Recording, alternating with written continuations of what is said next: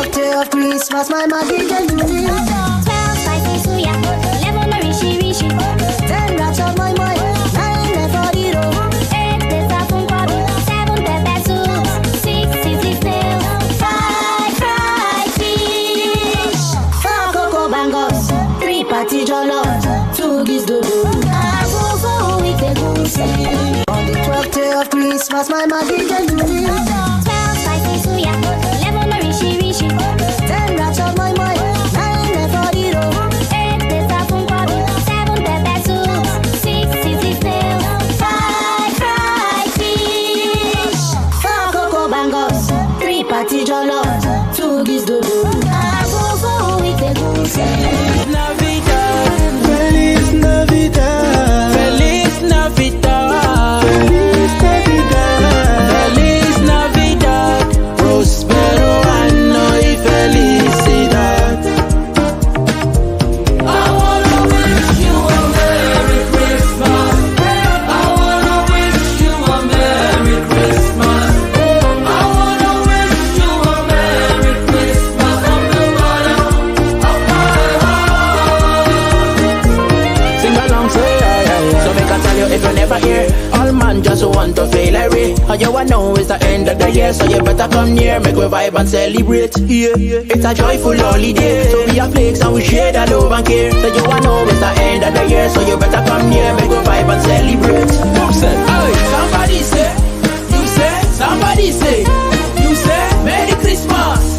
Oh shit, Happy New Year. Feliz Navidad, Feliz Navidad, Feliz Navidad, Feliz Navidad, Feliz Navidad, Prospero anno y felicidad. I wanna wish you a Merry Christmas. Momo láti sọ̀rọ̀. I no dey do competition with anybody. If I offend you, forgive me. Show me love, oh. Kó jẹ́ bizabiza. Ká máa bára wa lò nínú ìfẹ́ kan akànbí. I no dey do competition with anybody. If I offend you, forgive me. Show me love, oh. I go show you love, oh. Ká máa bára wa lò nínú ìfẹ́ kan. But I no dey do competition with anybody.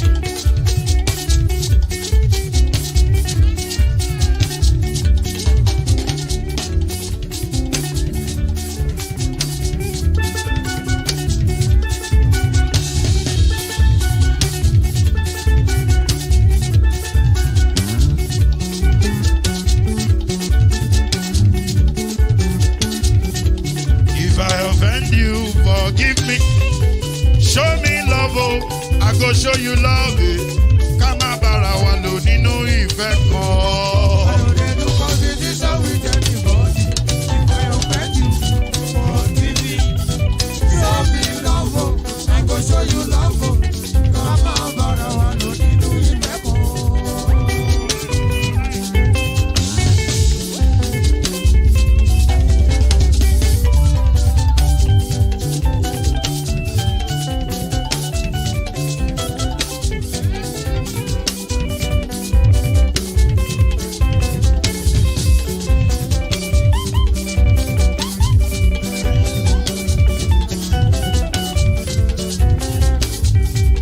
I no dey do competition with anybody. If I offend you, forgive me. Oh. Tó bá ti sanwó fún Ṣẹ́gun nàbí o. Ẹ fẹ́ jókù. Alákọ̀bí. Ṣẹ́gun nàbí. Alákọ̀bí. Sábà mẹ́la. Anybody. Anybody. Any bobo. Anybody. Ah. Mo ló ń fọlú. Ó gbà mí bó ṣe rí mi láti finishi. Délé mo ló ń fọlú. Ah. Ẹ jẹ́ ń sọ̀rọ̀. Délé o, délé o.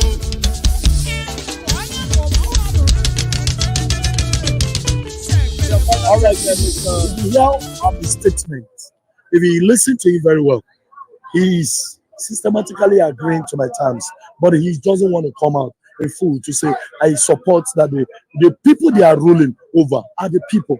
We are the ones.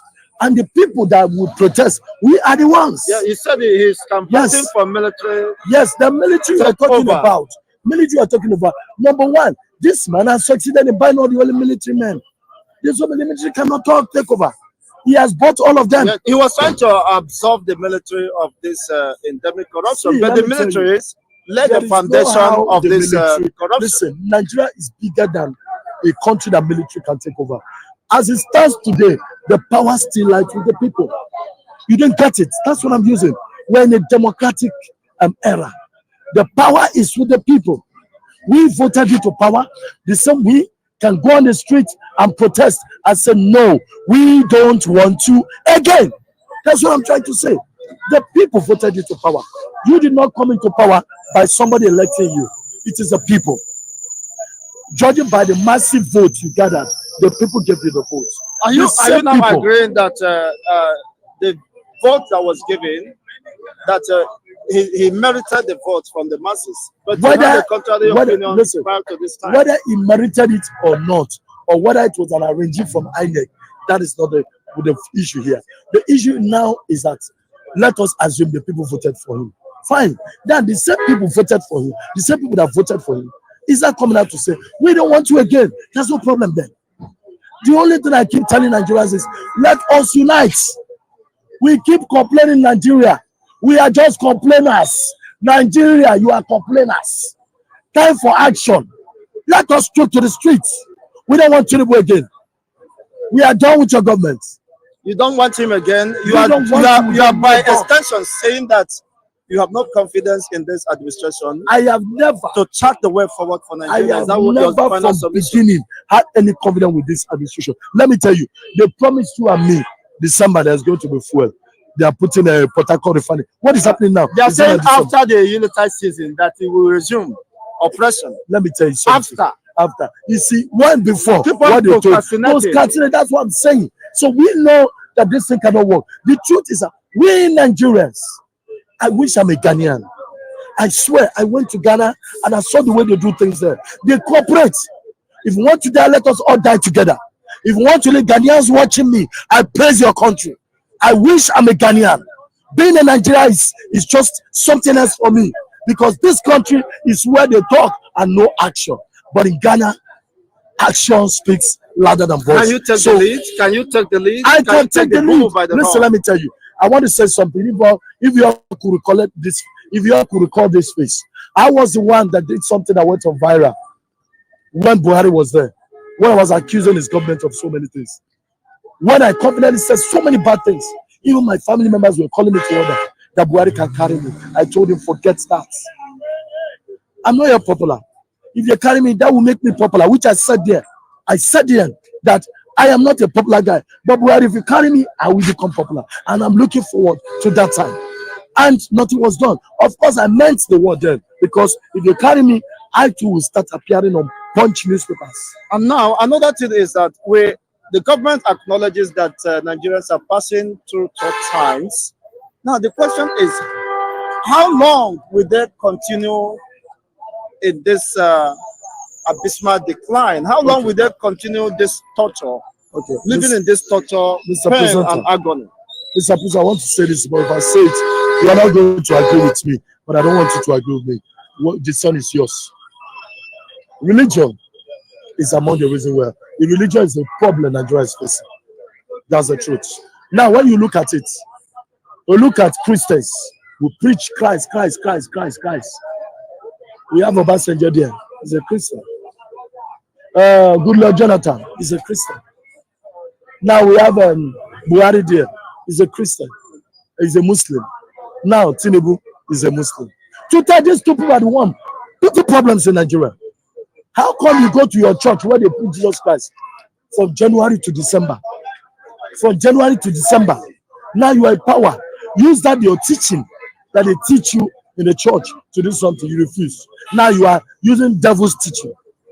Now Muslim again. They teach you from January to December. Use your teaching as a Muslim that they teach you in the mosque. You refuse. You are using devil's own. So yes. what is deceiving who in this The country? truth that the religion does not pay, has no any advantage. But what matters is the fear of God. When you lack the fear of God, regardless of the religion you professes, it will not make any difference. Okay, let me tell you something. Do you know that? So the question is to ask, how many of them has the fear of God? Now I will answer you. I need me personally, psychologically. Jonathan had the fear of God before he got to power. But he got to power, everything scattered. Started drinking Ogogoro. That's the truth. I don't know why Nigerians, when you talk something, they will say, which evidence have you? You are mad. What are you saying? Me and you know that Jonathan was drinking Ogogoro in his government. So what is which evidence have you? Because when you talk something against a rich man, they say, where's your evidence? I don't know, but it was alleged, it was an allegation that he drinks. It's just like saying when Abacha was there, he was sleeping around with women. Somebody will ask you, how did you know? When you are not mad. We know it. We know it. So what I'm trying to say is this. I don't know. Sometimes I question God. Why did you create me to be a Nigerian? Because the things Nigerian can see and endure and keep silence, I cannot keep silence. Everybody, you are entitled to one bullet. I don't see anybody. You are entitled to one bullet. Whether you speak the truth, you will die. Whether you don't speak the truth, you will die. So let us all speak the truth and die. So why are we afraid to speak the truth in the first place? Why is it difficult for the government to fix the basic infrastructures I will tell you that will engender economic revival? I love that. And also attract foreign investors. Good. There are Nigerians in diaspora who want to invest in their country and create jobs. I love that. But even the government of their own country is greatly discouraging them with what is happening. Look at the spike of insecurity. Even Lagos is not safe. Okay. Because people are being kidnapped, people are being robbed on a daily basis. So how can we get the attention of the government?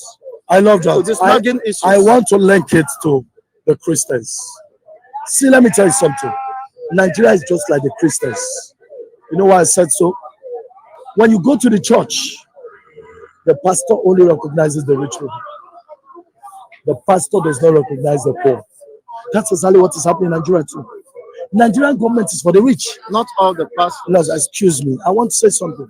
I don't care the pastor you are pastor, the church you're pastoring. All I'm telling you that 90% of what is happening in Nigeria is what I'm speaking about. The 10% I'm not talking about it. Now, 90% of Nigerian churches recognizes the rich. Now, why is it that in the church, when you come out and procrastinate to give 2 million, the church will jubilate. They will celebrate because what you gave. But when you are not giving, nobody knows you. That's to tell you that the politics is playing right there in the church. Because when you don't give, nobody even knows your name. Nobody even knows who you are. But when you give all the time, people will quickly know your name in the church. Because they will think your giving is a sign of holiness. But they got it all wrong. So that's exactly what is playing out. I know you watching me at home. Some of you will be believing and say this man is actually communicating. And that's the truth. The church and Nigerian politics is the same thing. When you are poor, nobody knows you. The governments of Nigeria don't know the poor. They only know the rich. Now look at Tinubu government. It's favoring the rich and not the poor. You understand me? So because no matter the amount you increase something to in Nigeria, the rich can always afford it. But the poor cannot afford it. Even if you want, let rice be 100,000. The rich man can afford it. So what I'm trying to say is that the government of Nigeria does not encourage the poor. Rather, we encourage the. I'd like to say something about modern day Christianity. I realize that a lot of us who attend churches find it very difficult to distinguish between the place of realism and faith in Christianity. And it is because of this lack of understanding that has enabled different pastors to mislead unsuspecting Christian victims to somehow become, I call them zombie Christians or Christian zombies. And what exactly do I mean by Christian zombies? Christian zombies are those who will do everything a pastor tells them to do. So how do pastors succeed in metamorphosizing these rather sane people to a point of Christian zombies? You see, what pastors do is to tell you that you cannot understand Christianity with your common sense, whereas the Bible is hinged on common sense. I'm going to tell you about common sense when we get there. What these men of God do is to take away your sense of realism and your sense of logic. When they succeed in doing that, when they know that you do not use logic and reasoning, common sense, just common sense. If you throw an egg up and you leave it, it comes down. You don't need faith. You don't need spirituality. That is the law of existence that God has already ordained to every single thing. The whole universe is governed by simple law. You don't need any spiritual understanding to know that this is how it is. Okay. Once they take all this logic and common sense away from your head, the next thing they do is they put fear and baseless spiritualism. And I'm going to explain that. If, for instance, a Bible passage simply says that, bring ye all the tithe and offerings, so that there may be food in the house. It's as simple as that. It tells you that tithes and offering, the reason for tithe and offering is so that. So that means the reason why I said you should do something. If I said, please, don't sit down so that my chairs can dry well, I simply mean the reason why I say you shouldn't sit down is because my seats or my chairs are wet and I need you to wait for some time for the chairs to dry. So it's as simple as that. Whoever tells you that you need some form of spiritual understanding to translate the Bible is only deceiving you so that he can replace your ability of common sense with the garbage that he's going to teach you. So I feel so bad that today's Christians have become unsuspecting victims of these pastors who rather will prepare you unsuspectingly by taking away your sense of logic, your sense of rationalization, and putting this fear and baseless spiritualization of virtually almost everything. They turn you to that crazy chap that holds that very big Bible that you have ruffled and marked almost everywhere with yellow markers, red markers. Fold this page and fold that page. All pages in the Bibles are important. No particular paragraph is more important than any other paragraph. But yet, these Bibles are so big that because you folded the pages, it becomes even more bigger, that your hands cannot hold it except you put it under your armpit. And even your walking style have changed so much so that you walk in a way that everybody will know that you are holy. Because holiness have now translated more to your appearances. Well, you and I know that appearances does not necessarily reflect holiness. So, how do we determine true Christianity? Simple. Simple. There is nowhere they say that Christianity must have a form. Christianity must have a way. Christianity must have the way you look. People tell you not to put on earring. People tell you to tie your scarf and you leave small of your earlobe or tie the whole of your ear. Christianity is beautiful. Christianity does not frown at beauty. So when I see women who are supposed to appear beautiful for women to admire and appreciate, looking like worn out, ugly, unappreciable women, that is not the purpose of a woman. A woman is supposed to look beautiful. But Christianity has turned everybody to become somehow psychotic people that appear to be far away from realism. Life is beautiful. I don't think God brought us here to be carrying big Bibles and spend all our days in the churches, whereas we can actually spend our time to invent things. Of course, a mind that has been bereaved of realism and common sense cannot function such mind to invent things. Imagine people going to church answering amen to prayer that I see Rema Sandarabo Sheke Sandabaria. If I be a man of God, yes, you. By this time next week, you are going to be a millionaire. How? You cannot be a millionaire without an investment. You cannot be a millionaire without a value that you can offer. Money exchanges for value. Only people with value can exchange what they have for money. So if you are answering an amen to becoming a millionaire next week when you don't possess value, something is definitely wrong with your head. You need to get yourself examined. I have seen people who become unnecessarily afraid of things that are not necessary. I just came out of a discussion whereby people are actually afraid that having their pictures displayed on burial catalog, burial album will actually result to people using their pictures to do juju or to... If Christianity can metamorphose to the point whereby people can actually believe that their pictures can be used by evil men. Look, evil is everywhere and evil can never stop. Just as also good will always exist and good can never stop.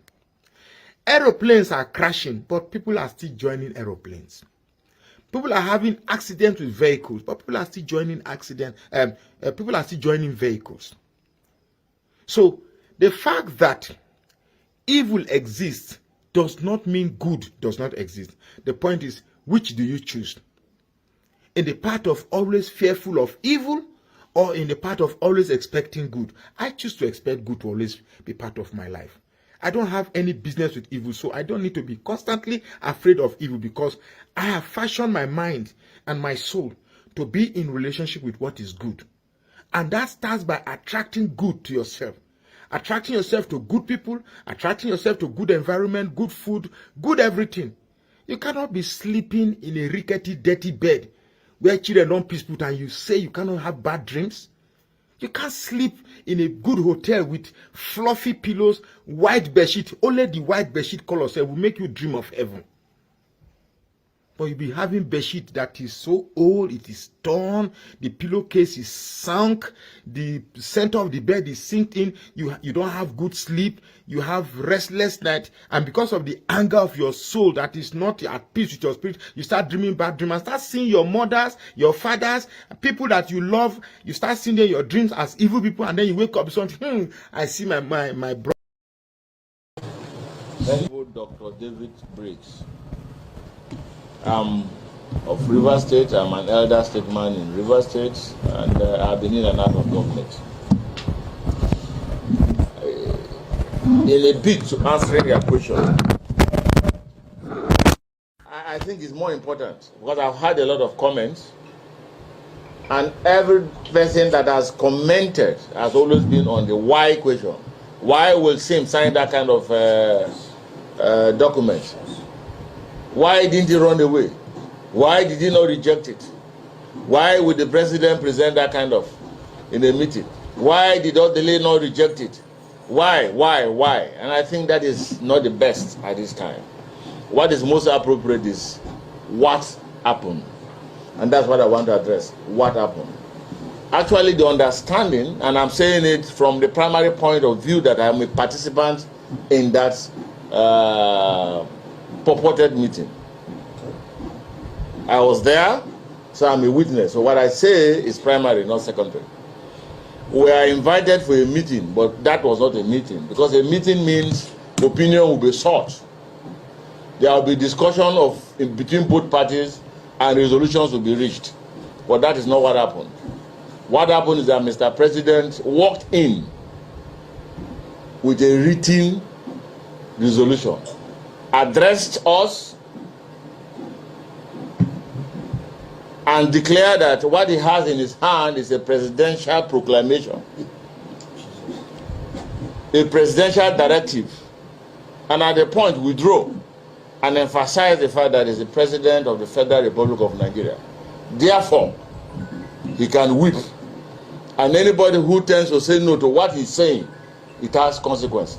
That is not democratic. That, in a simple layman word, is a threat. he wrote the resolution, but refused to read the resolution. Handed the resolution to Dr. Odeli to read and interject. And each time he interjects, it comes with a subtle, polite, smiling insult. And thereafter, he asked the governor to speak. Now let's get it very clear. If you are in the position of the governor, what will you do? Get up and go? Say no to Mr. President with that kind of subtle but energetic threat? Realizing that back home we are fighting an internal aggression and division. If you are in this position, will you want to attract another external fight? The answer is no. So you see that our governor is very intelligent, very humble but very intelligent, not just intelligent but committed to the value of governance. At that point, I do not expect, Mr. President, and I'm not judgmental about it, it's not expected that the president talk about himself. If you think about the people, and that is the operational word of democracy. What does the people want? And these are the first three words in the Constitution of the United States of America, where we have copied our democracy. We the people is more important than I the president. We the people is more important than I the governor. About 2023. Wow, we have just 2 days to Christmas, right? Oh, 3 days. Today's 22nd. Yes, 22nd of December. We have 3 days to Christmas. Christmas is Monday then. Yeah. Christmas Eve is Sunday. Wow. My people, how are they prepared this Christmas? Down at there, it's good to be back here again. Thank you very much for joining us today, my people. I appreciate every one of you. I would like to quickly acknowledge some of you right there again on the comment section before. But meanwhile, while I'm addressing, I recognize some of you again. I'm just quickly going to post out a link for those of you that want to join today. You can see we have a very strong topic right there, which I believe many of you are already waiting for. Somebody already asked earlier on that, oh, bad headline, please change it. Can you imagine? How can you come to a broadcast you don't know anything about? We set up the broadcast. You are telling us to change our topic. You don't know where we are going. We are only like 20 minutes or 30 minutes here. So people are so I don't know. Why do you choose to run more than your name is Squid? Why do you choose to run more than your shadow? You think with the jig go before we write title for you. Well, you write title anyhow, make people rush go. No. What we see is what we bring here. Good morning, good afternoon, good evening to every one of you. For those of you that want to join us, the link I've posted. Mother of all Mommy Diaspora, good evening to you, Mommy. Thank you very much for joining us. I appreciate you always for all you do. Madam Naomi Bella, thank you very much, Madam. I appreciate you. Thank you very much for all you do. Thank you very much, Madam Iris Finance in the building. Thank you very much for joining us. Madam Patricia Tag with Jimmy. Thank you very much. Merry Christmas to every one of you, my wonderful people right there. Michael and Amaro, thank you very much. Thank you, Rosemary Osas, thank you, Mr. Abu Azi, I can see you as well. Thank you very much. God bless you all, my people. Press on the like button, help us to share. It's very, very important for us. That like button is very, very important for us. Tony South, thank you very much. Helen Chukura, I can see you as well. God bless you all, my people. Clement, Emekeme, thank you very much for joining us. Sansnom, thank you very much for joining us. Good evening to every one of you. Peter Ife is right there as well. Madam Ahmed Bright, can see you as well. Mr. Johnson Emmanuel is right there with us. Congo, Sonny Unique, I can see you as well. Thank you, Timmy DB. Thank you, my wonderful people right there. In case I didn't mention your name, I want you all to understand that I appreciate everybody on this platform equally. Madam Nena, thank you very much. We can see you today. It's been a while. We've missed you on the panel. Thank you, my wonderful people. I appreciate you all. Again, and many others right there. Many comments don't come in already. I will not be able to mention everybody's names, but I know I've certainly showcased at least 90% of the names that were there before I started talking. All right, my people, thank you very much. Like I said, as you can see right there, the topic. Let me take you through the topic, the title that we have right there for you. As you can see, did Peter Obi just confirmed Tinubu as the President of the Federal Republic of Nigeria? Question.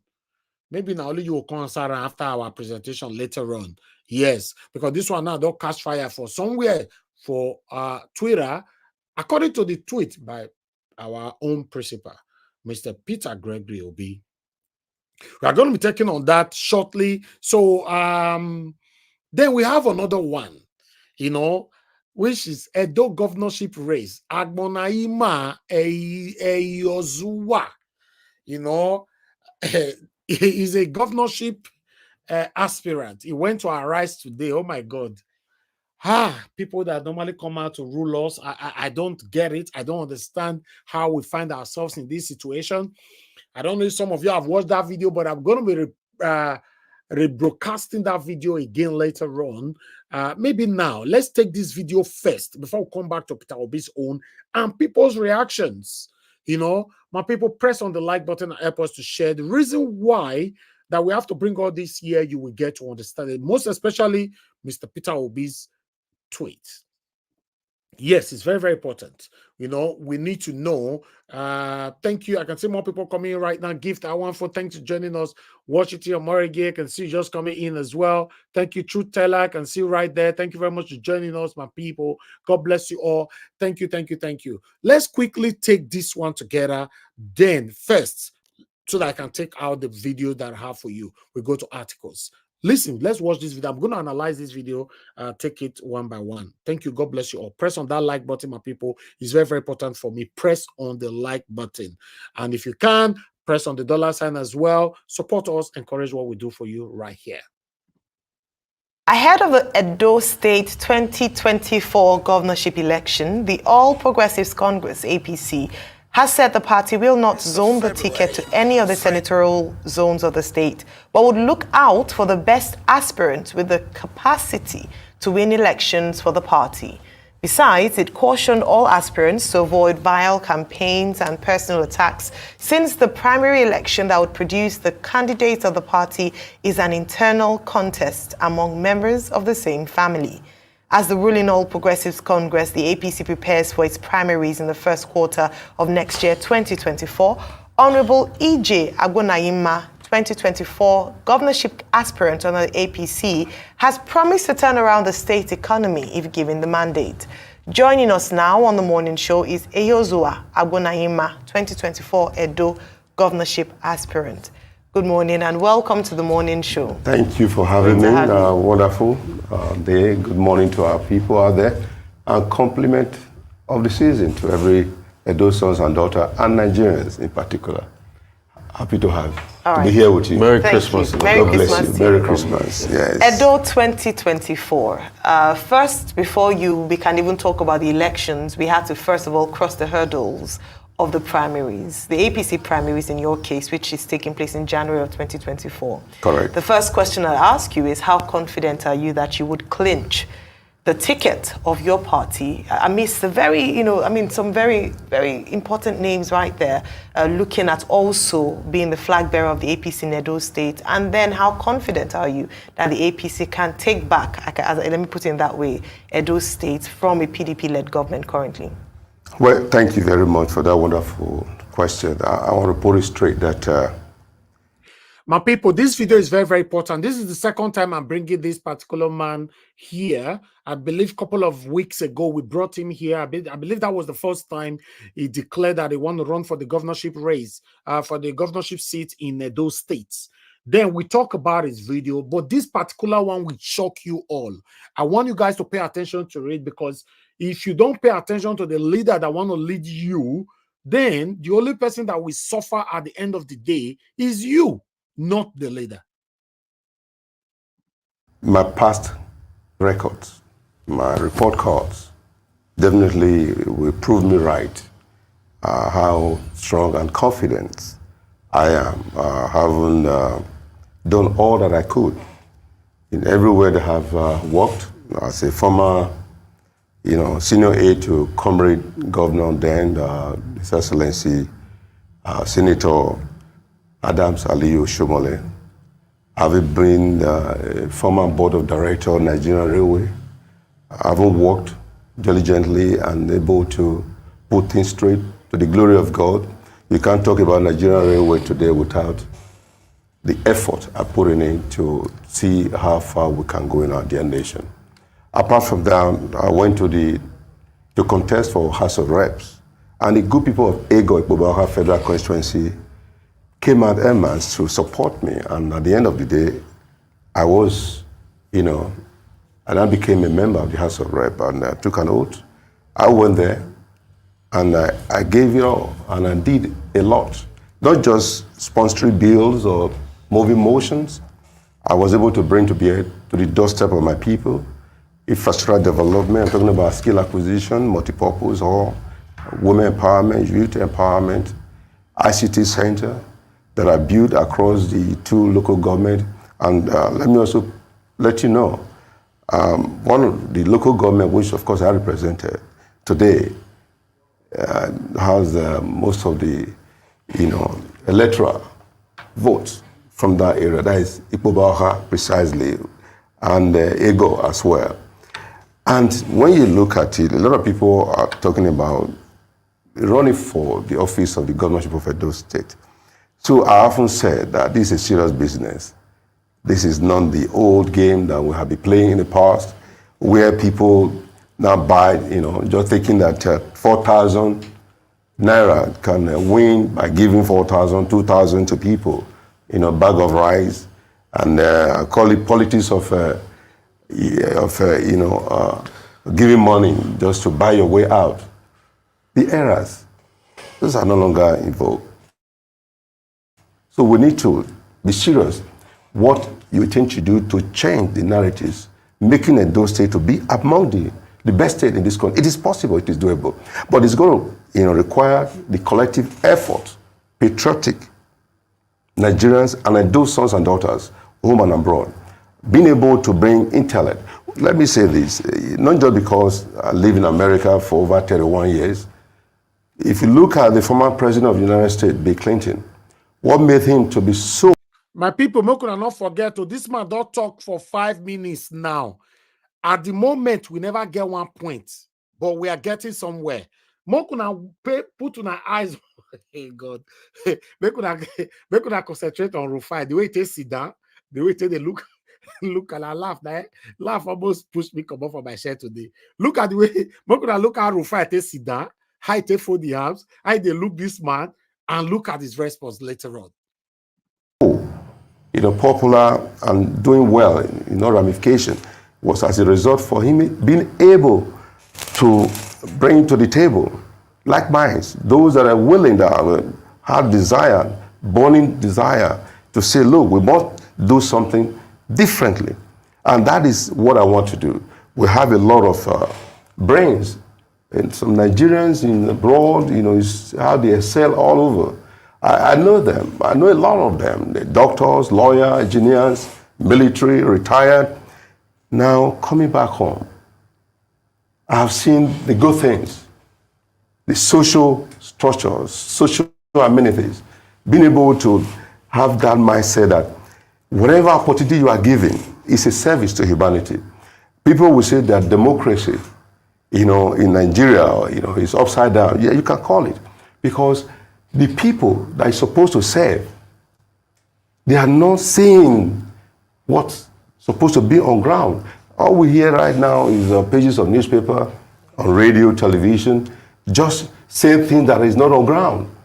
People just want to say what they want to, tell others, knowing fully that all these years, nothing to rattle me about. Is it in the area of education? Is it in the area of agriculture? Okay. And to bring it to a sizable and a notable and accessible and somebody with that zeal, the willingness, the commitment to drive and say Edo State must change. Not this type of, where we have found ourselves in the quagmire of nothing happening. And at the end of the day, some people are saying that, oh, I want to contest for governor. Show me your report card. What have you done lately? All that you have done, yes, I have a report card to present to the people of Edo State. They love me. They know me. I am a homeboy.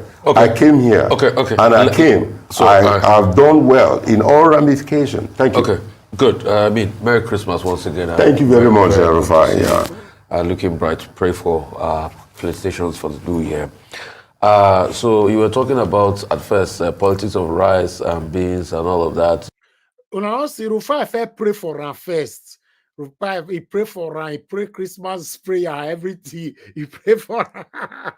It's not by sharing food for people. You want a brand new politics, but you will still share. No, politics of is enough for is gone. No, but you will still share rice for people. That's the way politics is. Right? No. Can you make a commitment here that you will never share food to voters in Edo State? Can you make it on TV?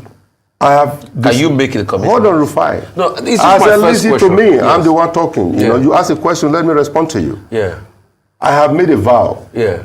To my people and to God Almighty. I will never share food for them. Never share. I have told my people this time you will never share food for them. Sharing food. That is buying your conscience for nothing. So for you 4 will years. Never buy. You will never do vote buying. Even in these primaries, you will never give anybody money. I will not. Okay. You will. If they are looking for good service. Okay. If they are looking for somebody that is willing to work to serve them, let them not think about 4,000 naira or one bag of rice for another 4 years. So and again, you now come back to be in this abject poverty we have found ourselves. I'm still asking questions. It's not about 4,000 or bag of rice. I'm telling you, the politics of Izenefwa, rice, all this salt and pepper soup is over. We must start from now and let's call a spade and let's get serious to the real business. So I get you. You will not share a bag of rice. As you are doing the primaries, you will not influence with money. You will not spend any money to influence or anything. So you've made that commitment on TV. I'm making that commitment because if they are looking for a good candidate, let them look at me. Okay, I'm not going to spend money. I'm not going to buy your conscience. You're not going to spend money on the primaries. Even on the primaries, you're not going to spend money for your delegates and people like that on the primaries. You're not. I'm not going to spend. Can I tell you something? My last election. Yeah. Go and check. You didn't spend anything. My last election, even though I was robbed. But you didn't spend anything. I did not. You didn't spend any money at all. I spent money on media. Oh, but you said you didn't spend anything. Okay, only on media. What are you talking about? Okay. You expect me? Are you going to give me media? Free of charge when it comes to. Okay. But you didn't spend money on people. You didn't give bag of rice or anything. Good. So you've given the confirmation you didn't spend anything. I am here. We have orphanage. I have orphanage. I still have to. I have less privilege. I still have to ask you a question. Children, sons, and daughters. Mr. Agbonayinma. Yes. I'm the anchor here. Let me ask you the questions you answer, please. Finally, out of the way, you've made a commitment here, and Edo people you are watching, if you hear any bag of rice or financial inducement for him, bring it to our attention. Because that is how we have ridiculed ourselves. Hang on a minute. Because all these candidates, all these aspirants think that they can just buy themselves. We've sorted that out. Okay. They are bigger. Those state people are smarter than this. Mr. Agbonayinma, this era of spending money, trying to buy people's conscience is over. I still have questions to ask you. Go ahead. Let me ask the questions. Thank you. Thank you. As you speak now, what's the GDP of Edo State, and what's the current state of the revenue, and what would you do about it?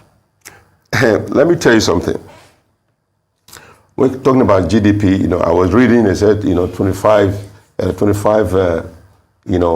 billion GDP in Edo State. There are so many things, speculation they are writing here and there that are not real. Like they said, they were going to employ 200,000 Edo sons and daughters. The question where they asked this man, what is the GDP of Edo State? See the way he was bypassing it. He doesn't know. But Rufai is coming back to him. And I'm also coming back to Mr. Elvis, it dragged this man too much. Nothing of sort that taking place. So what you see. What's the current state revenue? Internally generated revenue. Well, thank you very much. It's what they give. That's what we know. No, so what is it? What is the last one they gave? The last one they gave. What is it? It's not what it's supposed to be. No, but what is it? At least you must know. This man don't know. Now guess you want your guess, so make una listen. The revenue. The revenue, let me tell you, I work with Comrade Adams Ali. So what's the last revenue of Edo State? The last revenue of Edo State, I thought it was 3-point-something billion naira. But he lied there, but we are coming. But I tell you, there are loopholes. Okay. Loopholes in such a way that what they are telling us, Edo State can generate up to 5 to 7 billion. Okay. What they are telling us is nothing to write home about. Fictitious, not real figure. These are speculations. So what would you do about it? First of all, is to change the narrative. Building infrastructure, creating, I'm talking about roads to the rural area, open the rural areas, support the farmers, being able for them to bring the farm produce to the city, give soft loan to the market women to do business. What make a state to be viable are the people. We have good numbers, almost 4.7, now almost 4.8. As at 2022, we're talking about 4.7. But can you specifically, you see, this is the problem I have with all of you politicians. You're very nebulous people. I'm sorry, with due respect. That's being disrespectful. No, nebulous. When you say, hold on, when you say we politicians, what do you mean by that? You are even more politically. So what do you know that I mean by nebulous? What's the meaning of the word? It's not nebulous. You say we politicians, we. That's not nebulous at all. When you say we politicians, there are different people. No, so let me explain. Different mindset. No, hang on a minute. I'm not the type of we politicians. Hang on a minute. Yes. Just hang on a minute, please. After this one. What I said is, the problem I have with you politicians is that you are nebulous. The meaning of nebulous. Let me tell you the meaning of nebulous. I understand what you are saying, but when you say we politicians, you politicians, so cut me out of that we. Mr. Agbonayinma, would you let me tell you the meaning of nebulous? I'm not talking about because this man can't find verse come because he don't know what he want to talk again. He they look for where he want to attack Rufai right now. Watch out. Nebulous. I'm talking about making statement of we politicians. So please, what do you mean by we politicians? Mr. Agbonayinma, I wouldn't disrespect you by saying you media. Just go. Mr. Agbonayinma, let me ask you a media. question. No. Mr. Agbonayinma. Yes, I still have respect for that. Yes. You media. I wouldn't say that. I don't when you say we politicians, I want to ask you a question now, because you've not answered my question. I don't believe his intentions were to be. But that statement is wrong because you didn't address me that way. Okay. I'm not part of those. You can join. I'm not one of those that have stolen money. That's accepted. I came, I saw, and I have conquered. You wouldn't even allow Ayo speak to you. Okay, let me ask you my question now. Thank you very much. So my question is, I know that you talked about job creation, you talked about infrastructural development. These are some of the key areas you'd like to address if you do become governor of Edo State. Yeah. Can you share with us what you feel, how you would assess the current governor's performance in these areas and what you will do differently in terms of, you talk about job creation, you talk about internally generated revenue. By the way, the governor had a task to increase the internally generated revenue to about 30 billion. So it's a lot more than what you had mentioned, about 3 billion in terms of revenue. 30 billion. Yes, so hold on. I'll give you the but that's figures. A fact. I'll give you the figures before we come. Just give him the figures. Give you 30 billion. Mr. Agbonayinma, hold on a second. Yeah. It's way higher than the 3 billion you talked about. Now, I just want to ask you what your plans are so that we hear you out. The people want to listen to you as to what your plans for Edo State are. Beyond that is the fact that the current governor, Governor Baseki, is from Edo South. You're also from Edo South. Do you think the people would want to vote, even though APC has said they're not going to zone to any senatorial zone, but do you think it's fair that back to back, after 8 years of having a governor from Edo South, the Edo people would still want someone from Edo South to lead them in the next 4 years? Well, let me take you aback. Thank you for being polite. I'm not holding my brother, but I just want to let him know that some of us are different politicians. Thank you. Thank you. To buttress, to answer your question, I want to be able to bring to bear, starting from the local government, because the local government are closer to the people. Okay. In raising the Ketika committee for a local government to be chaired by Ketika, it's an absurd. Even the question, no question where this man fi answer today, not even one. Watch out. Unconstitutional is a breach of the law. It's a breach of the Constitution of the Federal Republic of Nigeria as amended in 1999. That there are 3 tiers of government, federal, state, and local government. If you empower the local government that are closer to the people, and the money that is coming to the local government should go straight to the local government. And for you to be able to have investor coming to your state, you must have on ground. When you're talking about the insecurity in our state that will endear people to come to Edo State, that must be attractive. It is give and take, something that you have to offer to some of these investors. So how would you tackle insecurity? These are big ambitions. Now, and it's how. let me tell you something. My background is intelligence. Okay. Yeah. When you're talking about insecurity, it's not to be discussed how you're going to fight insecurity. You don't put all these things on the public domain. Okay, but on the broad level. On these are the mentors, these are the way, these are not the the details, just the broad level. How would you tackle insecurity? First of all, the traditional institutions are key factors. The traditional institution that be neglected, bringing everybody together with the good, the bad, and the ugly. Yeah. In every society, you are going to have the bad boys. But why are these bad boys there? Because of idleness. You must be able to create enabling environment, creating jobs. Government have no business doing business. Government is in business to create enabling environment, attracting investors to come and invest. Well said. How will you create jobs? Edo State have so much. Okay, so how would you create jobs and attract investment? Once you are able to attract investors. Yeah, how? Of course. I have beyond rhetoric. Okay.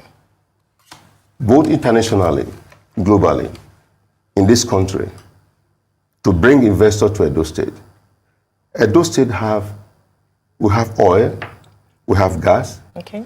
We have rubber, we have cocoa, which are the things that gave us so much impetus.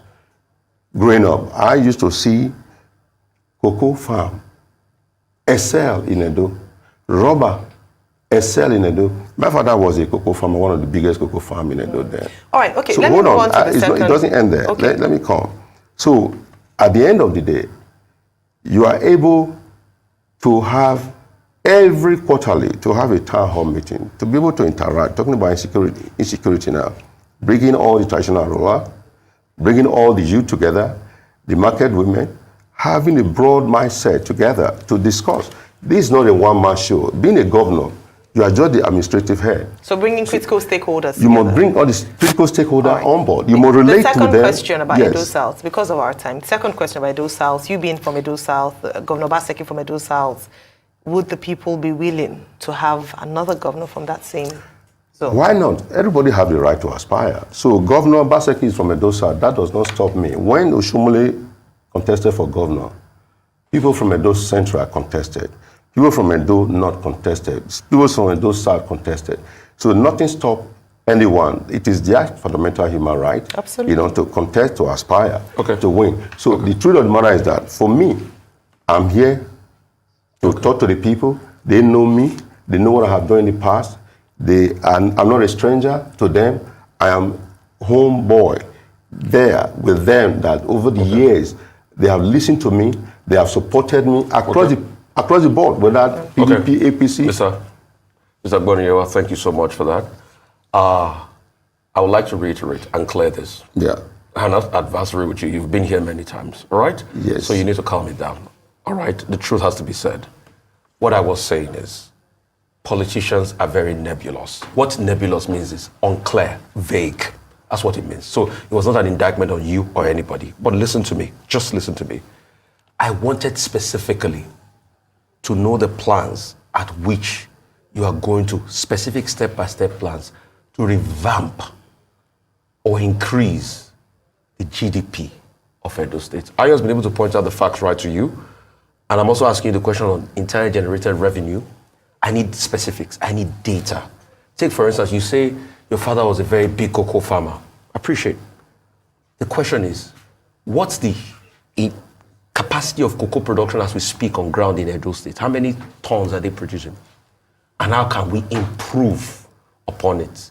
I didn't get that answer. That's why I said, you politicians are very nebulous. It was not an indictment on you or anything.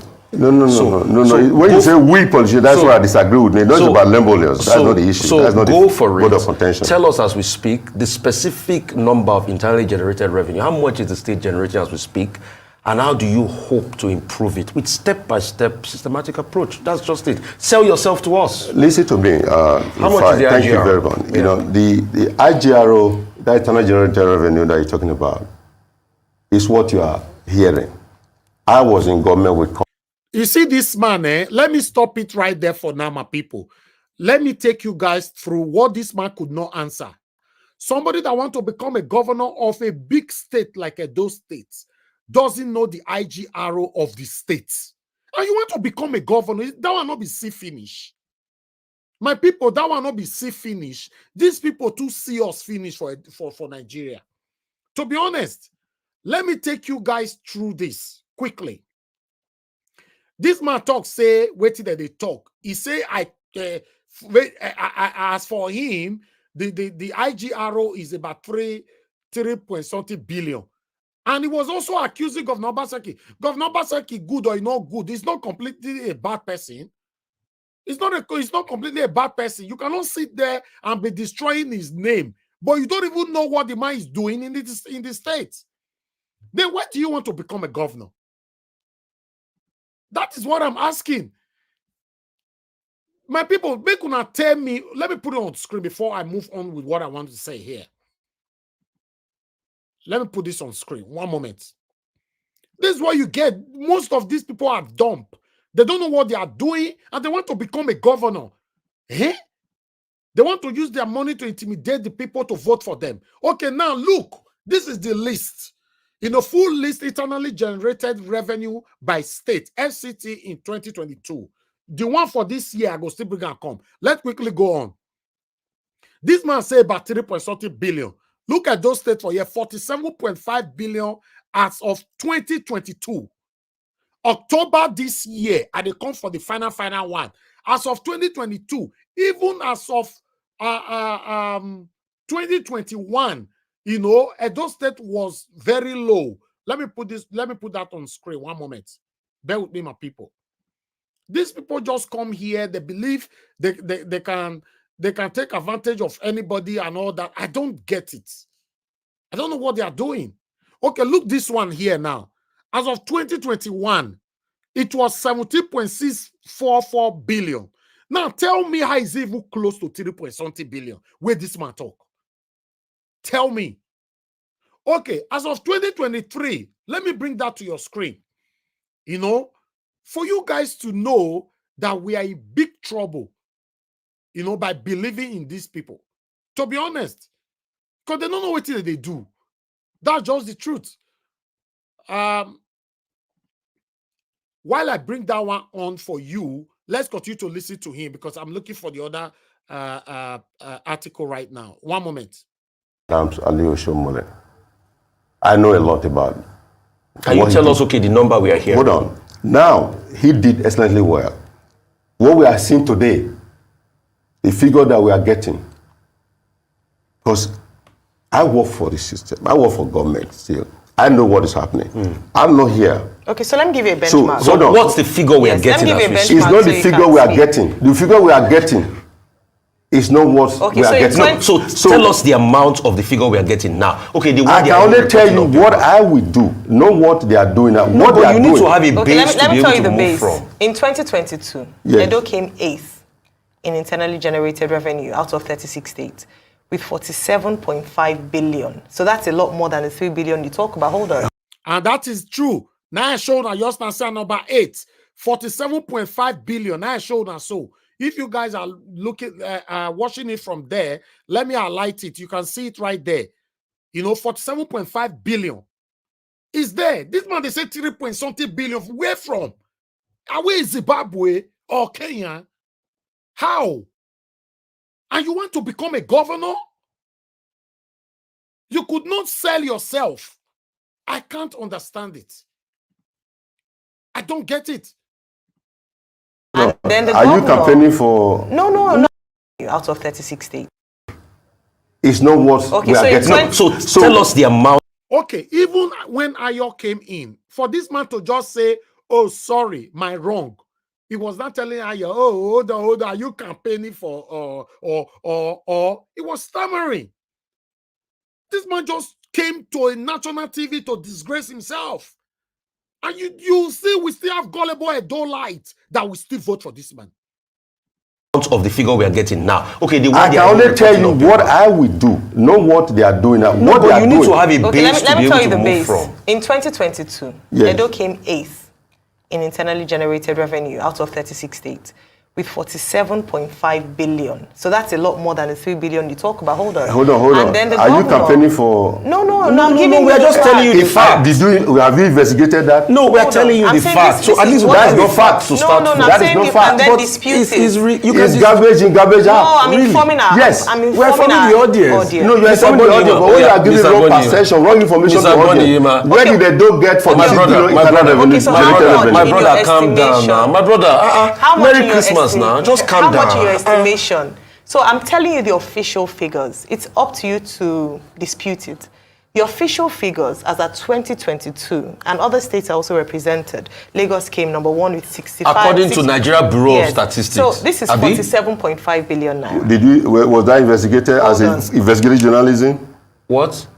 As an investigative journalism, No, this was is- that this is- investigated? this is Bureau. Just Okay, anyways, hold on. So Just I'd like, calm I'd down like now. you to Just- tell us, since you know the fact, what do you think? So are you saying it's 3 billion naira? Let me tell you something. When you are talking about eternal generated revenue in those states, I'm very conversant with it. Okay? But I'm here to save myself. I'm here to tell Nigerians, especially my people, what I intend to do to change the narratives. Because if we are receiving 46 billion in Edo State, I don't think that Edo State will be in such a quagmire Okay, situation. so tell me the step by Are you with me? step breakdown. That there How are you no gonna rules. sell yourself? So that means you are indicting them. Absolutely. I mean, that's... You are indicting the state that if Edo State is receiving 46 billion eternal generated revenue Yeah. and nothing to write home about, Ring Road is taken by grass. Urban market that was burnt many years ago, nobody have thought about it. Erosion has taken the order of the That is not the question right now. That is not the why they are there. If you were there to talk about the wrongs of Governor Obaseki, that's not a problem. You want to become a governor after Governor Obaseki finished, right? That is fine. They asked this man now, simple question he could not answer. He's going now, Ring Road have been taken by rats, erosion, Obaseki is fighting with the Oba of Benin, Obaseki, that is not the question. Hi, God. in Edo State. Across the 3 senatorial districts, look at the rural area, no motorable. If you are talking about what is on paper, what they are telling us they got for the 6 billion, apart from federal allocation, apart from 30% derivation, apart from all the other loans that they have taken, if we are getting 46 billion yearly, why should we be going to be borrowing money? Okay, Mr. Agbonayinma. So these are the deceits. Mr. Agbonayinma, So because time is fast spent. Yes. I want you to sell yourself now. Tell us the step-by-step approach at which you are going to increase the internally generated revenue. He don't know. He don't even know the step-by-step. Watch out, my people. The step-by-step, this man, Agbonayinma, he don't know. We're in big trouble in Nigeria. Revenue and increase step-by-step approach, practical steps. Let me tell you, Edo Yes. State is a hub for furniture. If we now concentrate, bring infrastructure, bring factory, engage the youth, both the men and the women, to have in Edo State as one of the best furniture maker in this country. As of today, I can tell you, without missing words, people from other parts of the world come to Edo State to buy furniture. If we really concentrate and invest in that sector. How much do you think furniture can make the Edo economy? How much is furniture making the Edo economy now? It's making the Edo economy just barely nothing. Looking at what I intend to do. There's no single factory supported by government. In every country, there must be support based by government, even by the banks. Unfortunately, in Nigeria, you go to bank to go and borrow ordinary 100,000. They tell you to go and bring your father in the grave. So I am telling you that social awareness in helping the market women. Okay. The market women, they have not been supported. The youth, they have not been supported. That is why I'm going to go about bringing vocational, technical institution, technical school, to be able to have those who are bricklayers, those who are carpentry, those who are doing carving, wood carving. We have bronze at those State. Those are the bronze that today that British they are bringing back that could yield millions and billions for the economy. But instead of Rufai want Poshwan, so say how Rufai want to Poshwan. supporting that, I know the governor is fighting the Oba Benin for being able to do what others have not been able to achieve over the years. I would like to thank you so much for your time, and Make una help me ask this man. What does Oba, the governor of Edo State fighting the Oba of Benin, got to do with you using this opportunity to sell yourself to the Edo people? But the unfortunate part of it is that we are going to have lots of Edo people, let me say gullible Edo people that will still fall on this. Yes, that will fall on this. It's very unfortunate. I don't know how we take this here, to be honest. Because when I see things like this, sometimes I'm beginning to ask myself, how did we get here? The internally generated revenue of Edo State, I have everything here with me. You know, I followed up how it was spent and everything, although I cannot ascertain the sanctity, how they spend all these things, how they do it. But you cannot say from about 50 billion, you send at 3.30 billion. How is this even possible? Look at this year now. In case, you know, for those of you that want to go through this, these are 2023 half-year budget performance report of Edo State. Everything is here. If you want it, if you are watching me right now, you doubt us, because Nigeria Watch, we know the project which we don't know. I will send it to you. Everything is here. I'm not going to take all the figures. I just wanted to let everybody know that I have all the slide here with me. I can ask the government house. They will send me anything that I need. I will project it. I've questioned them in the past. They send it to me. Yes, what I asked, they send it to me. This man could have just done that. You they go to Arise. Just say, I don't know what this will go ask me now. Internally generated revenue is the GDP and all this is very, very sacrosanct. Eh? And you don't know. Look at all the slides here. I have about 70 slides here. Everything is here. This man's supposed to be questioning all these slides. This is supposed to be saying this is right, this is wrong. But if they tell us, say the internally generated revenue is 3.30 billion. What a shame. To be honest, what a shame. Edo State is making about 10.something billion per month. Per month now. And Obaseki is looking up to, look now, 10.7 billion. You can see that 10.7 billion per month. And the governor of Edo State is saying by 2024, you know, we will reach, Edo State will hit 70 billion. And this man still did 3.something billion. I ain't take they who put her for there. Who put Agbonayinma for inside 3.something billion? You can see here, you know, leadership. I have leadership here for you guys. I just wanted to take everything, you know, before we move out of this. You can see Edo internal revenue to hit 70 billion in 2024, says Obaseki. Any IT talk is right. Because currently, it's already above 50 billion. 2021 was 17.something billion. Now, make my Edo people help me ask Agbonayinma. Edo State Governor Godwin Obaseki has said the state internally generated revenue, IGRO, will grow in excess of 70 billion by 2024. The governor, while speaking to the journalists in Benin City, said the state monthly IGRO collection since 2016 has consistently increased as a result of the conscious investments made by his administration in boosting the local economy. Anyhow it be, you cannot just come here now, for example, and they criticize Obaseki all the time, but if anybody call this platform say Obaseki failed 100%, I would disagree with you. It's not possible. It's not. It's not. All these people where you all hate the governor, you all hate him. You see truth now, what they talk. I don't criticize Obaseki based on saying I hate him. I criticize them because I want the right thing to be done in my state. Like this Agbonayinma where say want become governor. So I don't know him before. I don't feel criticize him because I hate him. Now the interview when you go do it, don't answer question. A lot of people will justify all this. You'll see, and I'm gonna check that comment section. Well, when I see somebody go come and say, you just hate Agbonayinma, you know I may become governor. That is the level where some people did. I'm telling you. We have Martina Abasi in the building. They could help me welcome our beautiful sister. Oh, after like in my calendar, after 9 years, we never hear from Martina Abasi TV.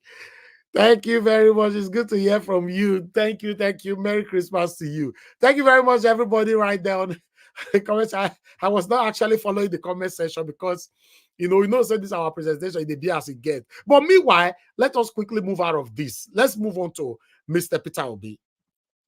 As you all can see right there, I asked a question there. Did Peter Obi just confirm Tinubu as the president of the Federal Republic of Nigeria? It's a question. It's now up to you after this presentation to tell us what you think about it. Mr. Peter Obi tweeted this morning. I believe I was one of the first people, or one of the first 50 people that responded to that tweet. Although people insult me not be small, but I'll see carry a come here, man, don't worry. But let's start with Mr. Peter Obi. This is our principal right there. He said, I read the report of the president's approval. Now, their problem, your pass come. Make a talk again. So people say, Mr. Peter Obi for say, I read the report of the federal government. He said, I read the report of the president's approval of a 50% slash in the price of interstate transport fare for Nigerians traveling during this Yuletide from Thursday 21st, 2023 to January 4th, 2024. The news report added that the president, again, he acknowledged it again for the second time. We are getting somewhere. For the second time, not be mistake. If not mistake, if will not come again for the second time. The news report added that the president also approved free rides for commuters on all train services within the period, if fully implemented as reported. I consider this first-time intervention of the government intended to help the masses a step in the right direction. You see? But at the little, however, the major concern about such emergency measures is what follows. Afterwards, the high cost of transportation and associated hardship are all well known. The question this seasonal palliative raises is that of what happens after the festive season. Is there a sustainable policy measure to cushion the masses from the current high transportation cost? Question. Even the current effort comes with operational challenges. Millions of people have already traveled bearing the brunt and huge cost of such travels. How will such people get their refunds or be compensated? Question. Mr. Peter Obi continue. Following the government announcement, now people came here. Now, so our principal, now so they talk will not be me. They say now so our principal for they talk from beginning. Say the government. But he affirmed, or rather, acknowledged Tinubu as the president of the Federal Republic of Nigeria twice. Not be me talking about anybody when I not come for me for year. Come. Now you all come for me. I'll call Agbonayinma. That man will say want to become governor of those states. May come tackle now. As it is day for this book, I started the reading so. Following the government announcement of a 50% discount on interstate transport fare for Nigerians, I have taken time to inquire into the implementation mechanics across different cities, but I have been disappointed. Then Mr. Peter Obi went on. Today, I sent out contacts who consulted widely with the transporters in major parks across the country. In Abuja, they carried out on-the-spot investigation in Jabi, Utaku areas. In Lagos, they visited major parks like Jibowu, Festac, Maitu, Aja, and I can't really see the last one. Hold on. Aja and what? And Maza. Okay. And Maza. And hold on. And none of the transporters in these parks was aware of this 50% discount. At Upper Iweka, Onisha, which is the main traffic hub in Anambra, and in other parts of the country like Kanu, Aba, Kaduna, Owerri, and Gobe, the story is the same. Mr. Peter Obi continue. The government, now, you don't mention government twice. People say, now so our principal for to start this thing, but he acknowledged and affirmed Tinubu twice, called Tinubu President of the Federal Republic of Nigeria twice. I will read that first paragraph again before I'll come back to people's reactions. The government has again announced the few transport companies choosing to participate in the intervention for which 28 roofs have been designated. There are no announced forms of checks and balances to ensure that the transporters follow the terms of the contract. Now, so our principal to end that. Meanwhile, in case you don't get that first one, read them again by yourself. I read the report of the president's approval, right? Then he can't come back again for the other one again for here. The news report added that the president also approved free ride. So president came out twice on this slide. Twice. Then me can carry my, I know say me now Peter will be consecrated supporter. I can't carry myself, go there, man, I go show myself. They beat me for Twitter. They say, man. As I tell now, so a bit where they beat me for Twitter, they see they beat me, they go. Sam, the time I take screenshot this thing, my comment don't hit 43,000 view. Maybe go don't reach 100,000 now, or maybe 1 million, I don't know. But the time I take screenshot them, you understand? It don't reach 43,000 views. Wait till I write, I say, sorry to ask. Who is the president? You are the only one we recognize as our president. His Excellency, Mr. Peter Gregory Obi. Now, only that when I talk with my people, I bet me kuna ask, me kuna help me talk for comments. I make any mistake. I be not make because the only person who will me know be that. But people fire me. Say your president get president. They beat me where, not be small thing. Now, let's go back to what people were saying. Although I don't feel bring the main one where they talk from my body, but make I not bring the few ones where they here come. Mr. Chidi say, when I saw that, I rejected it. He should have just said the federal government. That's why I talk on just now. People can't reject that statement from Mr. Peter Obi twice.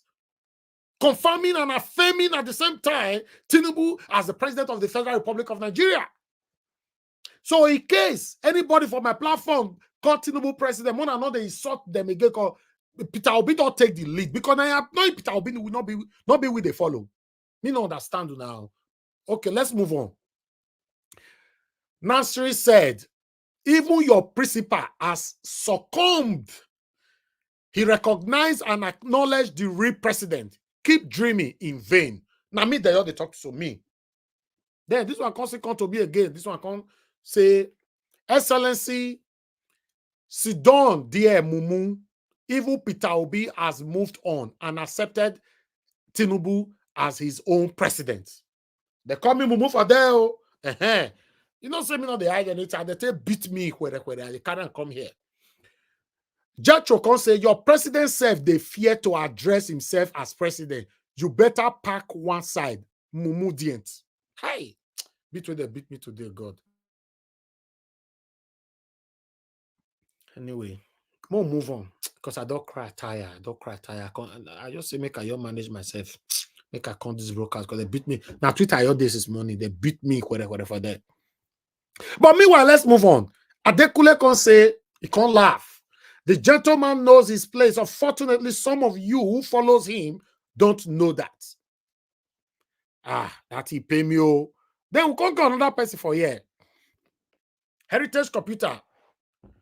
Bila says, so people responded to Agbonayinma here in case their comment come out for here. Okay, this one is still from Twitter.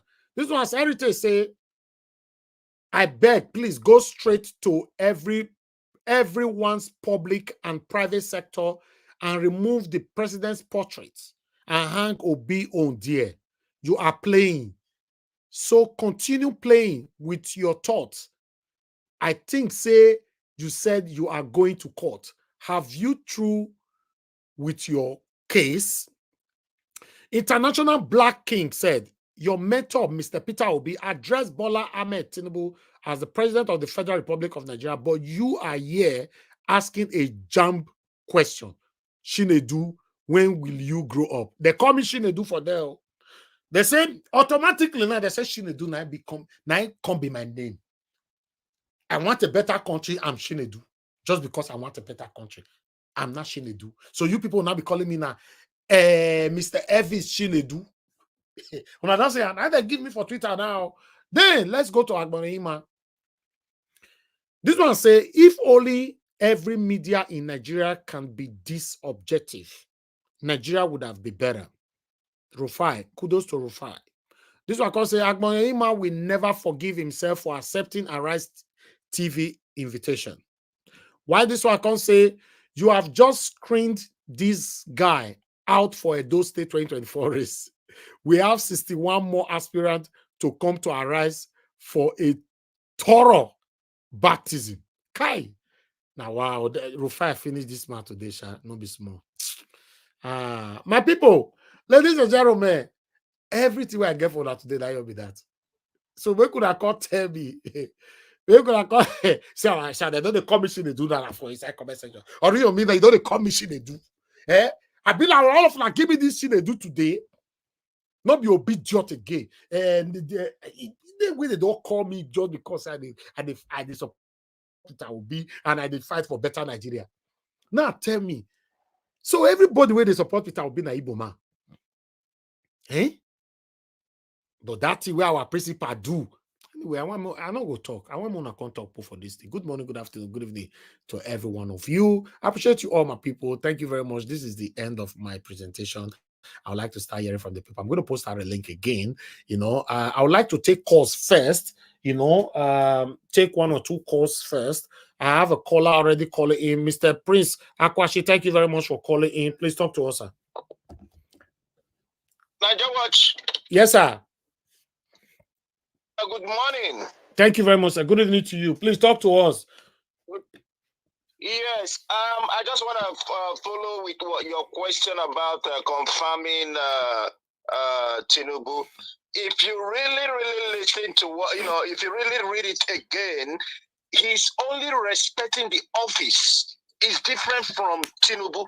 He did not say, I would have been alarmed if he said President Tinubu. He said President's approval, which is the paper they gave him, or probably whatever report that they gave him that he is speaking about, So for him to say that he got that, and then he said, he also sent people to go around and all those things that they said, which we all knew was not going to happen. It's just a fraud. It's just a scam. Okay. Dele Alake was speaking about the other day. So truly speaking, without mentioning word, he did not recognize him. He only said president. He could have said President Tinubu. If I want to say President Biden, is different from saying the president or the White House. Okay, but that means our principal have recognized there's a president in Nigeria, right? Recognizing the office, but not the person. Okay, that means he admitted there's a president in the country. Well, of course. Reality, so that's all I want to hear. Just like this man said, there is a difference. In an ideal society, yes, there is a president. You understand what I mean? Okay. The only thing is that he is not recognizing the person himself. Because if he really wants to portray it as recognizing the person, then he would have said President Tinubu. If I say president, okay, more here for other people. I didn't say, But you see you now, Prisakwashi, the way they treat me, I not like Amo. Beat when they can't beat me today, you not say sorry. Sorry, my brother. That's why I don't castigate you now. I don't join them castigate you. They even call me Shinedu. They call me Shinedu. My brother, no, but even me, they tell me that they call me names. But they don't know, it's me, I know be, evil like that, but they call me names. All right. You understand? They call me names, but it's okay. It's all good. No problem, sir. At the end of the day, I'm solidly behind you. Thank you, sir. Thank you very much. Right? God bless you, sir. Thank you. All right, then. Let me quickly take another call here. I have a couple of people calling in. One moment, my people. Let me take this.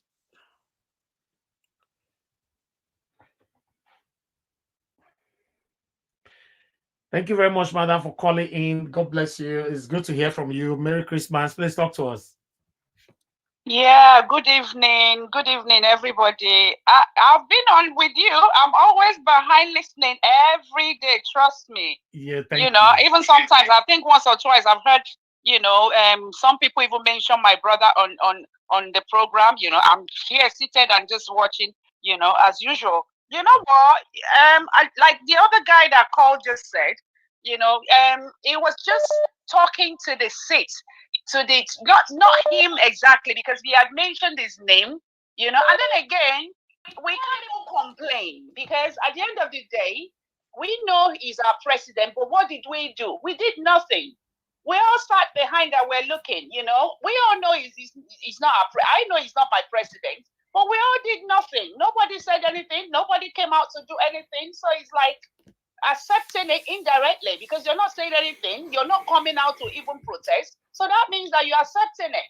But I wouldn't agree that he totally, mentioned him as the president. And then pertaining to the other man from Edo State, for me, I would say if it was left to me, I would say no election. Because at the end of the day, people just come out. The person that became the president today, did he address anybody? What did they say? In even the few meetings that he went to, what did they say? Did he say anything that actually makes sense? For me, I don't see any election in Nigeria that anybody can come up and say whatever they want to say. They're going to rig it and put whoever person that they want to put in. I would say nobody should come out for any election as far as I'm concerned, because what are you coming for election for? They know who they're going to pick, until we get things straight, I think that nobody should actually come out. People will just go out and do whatever they want to do, and they pick whoever they want to pick. Very sad. Even if the person they pick has nothing in his head, exactly, they're still going to pick him anyway, so tell me, so that's what I just said I should call to put my own in. Thank you very much, madam. I really appreciate you. I want you to know that I'm always listening behind. I'm here listening every day. Trust me. To Niger Watch. Thank you. Thank you. People are raising questions concerning your brother, Barrister Mike Guinea, because people said he's silent over the situation in Nigeria right now. Please let him speak to us. At the end of the day, what would you expect?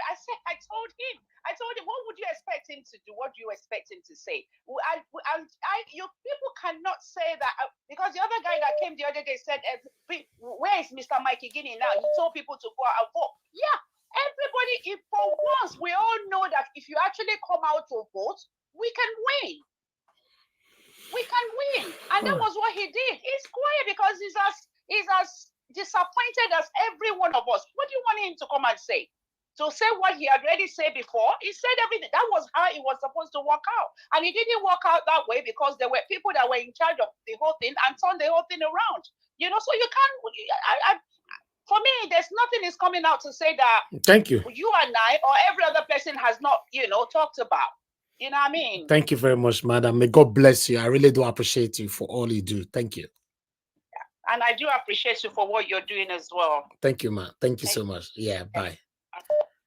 All right. We have another person calling in here. Quickly, guys, let me deal with the callers. Thank you very much for calling in. Good evening to you. Please talk to us. Good evening, Mr. Najawat. Yes, sir. Good evening, they put Chinedu Janamo. Chinedu. They say Chinedu. You see, it's a principal. he read what they wrote to him. They wrote, that's exactly the way he wrote that thing. That is why he pronounced that thing. He did not call it Tinubu, president of Nigeria. According to what they said, like they addressed to him, what addressed me, say president, say. He don't say the president of Federal Republic of Nigeria, Tinubu. Look, he can never call Tinubu a president. We should understand that. It's a mistake. When he made a mistake and realized himself, he called it 2 terms, a president 2 terms. He go back and say federal government of Nigeria. He made it, that's a mistake. Okay. He called it and realized himself. He can never call him a president of Nigeria. I particularly, I am from North. I can never okay, so the beat where they can't beat me, you did not say sorry. So, please, Nigeria will take it. We are all of us in obedience. We will bear the case to forgive and bear it. Okay. Our pastor has never called thank you, sir. A president of Federal Government of Nigeria. Thank you, sir. God bless you, sir. A president based on the statement they give him statement they give to him. Thank you, sir. God bless you. So understand it, Mr. Nigeria was very good. So you should not worry about that. He did not call him a president of Federal Tinubu, a president of Federal Government in Nigeria. He never do that. Okay. He based on what he's reading. All right. So he called himself back again, and at 2 times he repeats himself back to 2 times as the Federal Government of Nigeria. Okay, so sir. Please, thank you. He will never call a president of Tinubu a president of Nigeria. All and right, I would never, even our principal call it, if made a mistake, I will never call Tinubu. Let's move on. Okay, sir. Thank you so much. Thank you very much. God bless you, sir. Thank you. Hello. Yeah. Good evening. Thank you very much, Mr. Grant, for calling in. Please talk to us. Good evening to you. Are you there? Hello, sir. We can hear you. Please talk to us. Good evening to you, sir. Good evening. This is Grant. Yes. I don't mention your name since. Talk to us, sir. Mr. Elvis, they beat me, my brother. They beat me, not be small. Kai, God. Take her. You be mad. You know, see, as a man, you could block him. They block him. I don't say you block yourself. Well, well, anyways, the thing is, if you look at it technically, there's a president in the presidency. So I don't think, for me, I know people argue and all that, but I don't think there is anything for me there. You know, it could be a mistake he did on his own side. It could be that, you know, he called him a president. I don't see anything there, really.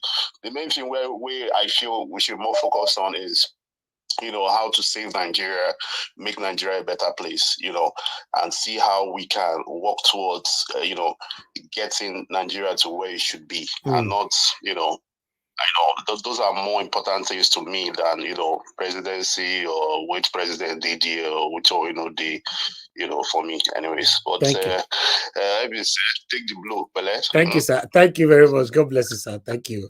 All right. Thank you very much, Mr. Innocent. Thanks for calling in. Good evening to you, sir. Please talk to us. Yeah. Hello. Yes, sir. We can hear you. Thank you for joining us. Talk to us, sir. Okay, Mr. Elvis. I'm so sorry for what those couple of people that they text their tweet. Yes, do not take it personal. Okay. Yes, sir. You know these people. Yeah, these people, they will want to lash onto something to say, oh, let's mock him. But if they look at this thing, if P2B recognizes him as president, now he would go and say, okay, let me work with the president. You understand what I'm saying? But he will never work with him because he does not recognize him as the president. That he said, your president's approval. President is the house, is the building, is that office. You understand? Yes, but sir. the person there, he does not still recognize. There's the presidency, there's Aso Rock, which he recognizes, but who is there? The person that is there, did that person get there honorably? Because this person did not earn this thing honorably. He's calling the presidency. That's the president. It's not that he's saying that this president, he has an approval for him. So all these people that are saying, mocking you, you mock them back when you have your time. Mock them back. This is like jab. If you jab me, I jab you.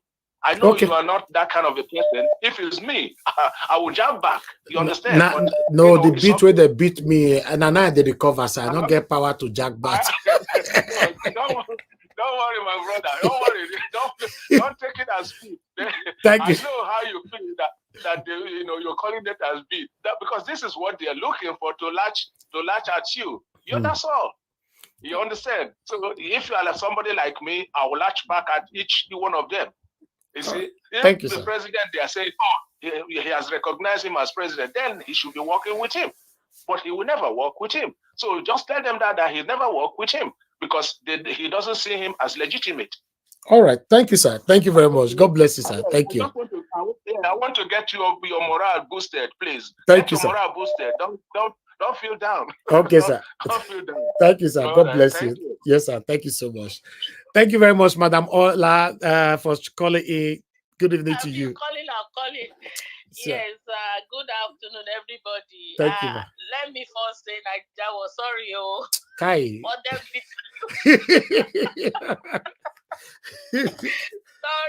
Sorry. You asked the right question, but if I may put my own little coin, what PO is saying is the presidency. Like everybody has said, he didn't refer to him as President Tinubu.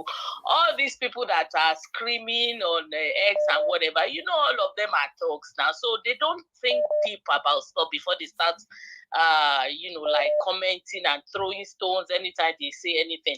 And if you all remember when Dati was interviewed on Arise, was it Arise or Channels? He said that he and Obi have moved on. They have done all they have to do. It is now left for Nigerians.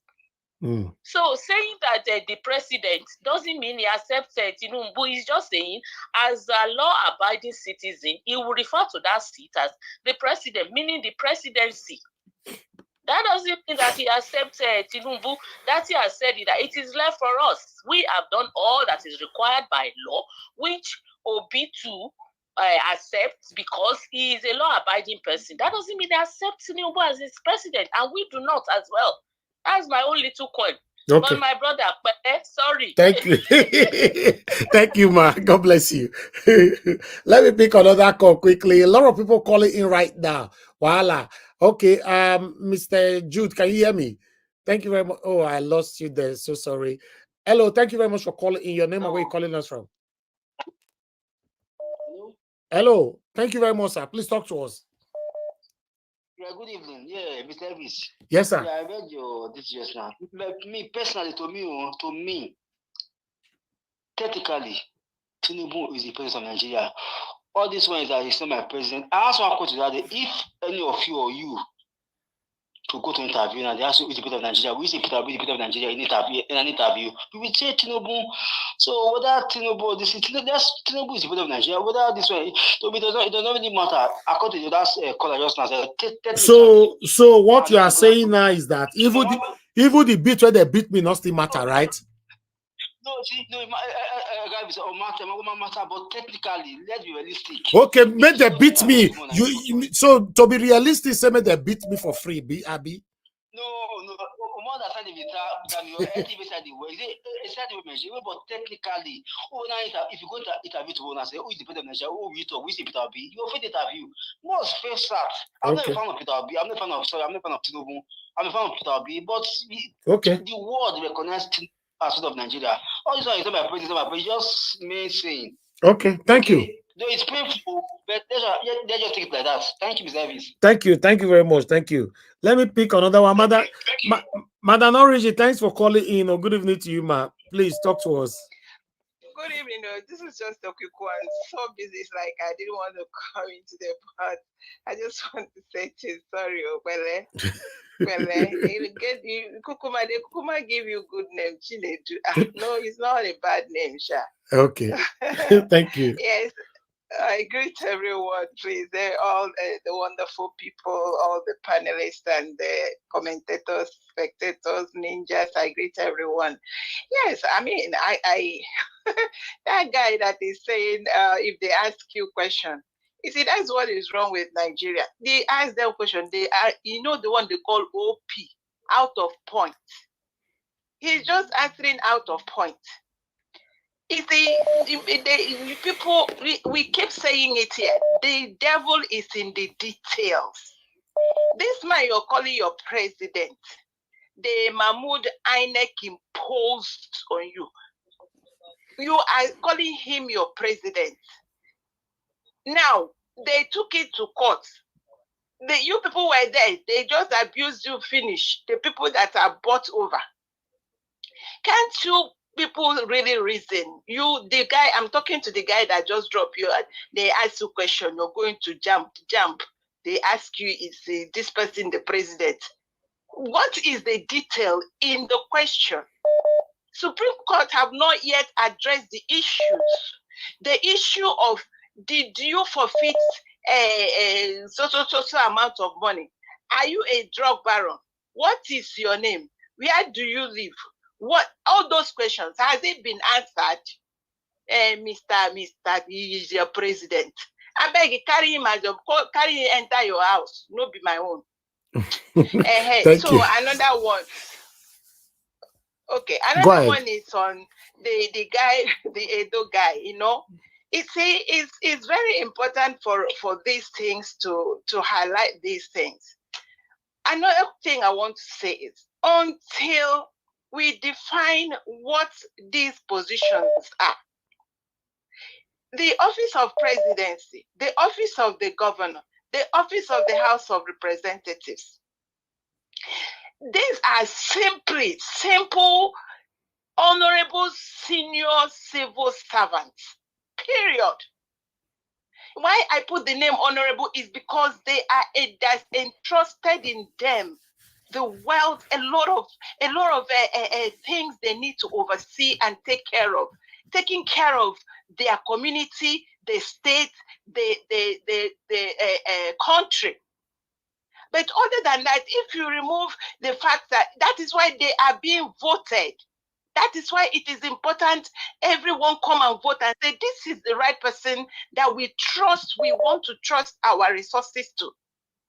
So when you now come and they go and do all this shenanigan maneuver and bring in the criminals, you people are still calling them presidents when they are supposed to be addressed as criminals. So the job of the civil servant is what they need to hammer on. This is what you are called to do, and they're not doing it. So this man that is talking now, even Kukuma came out.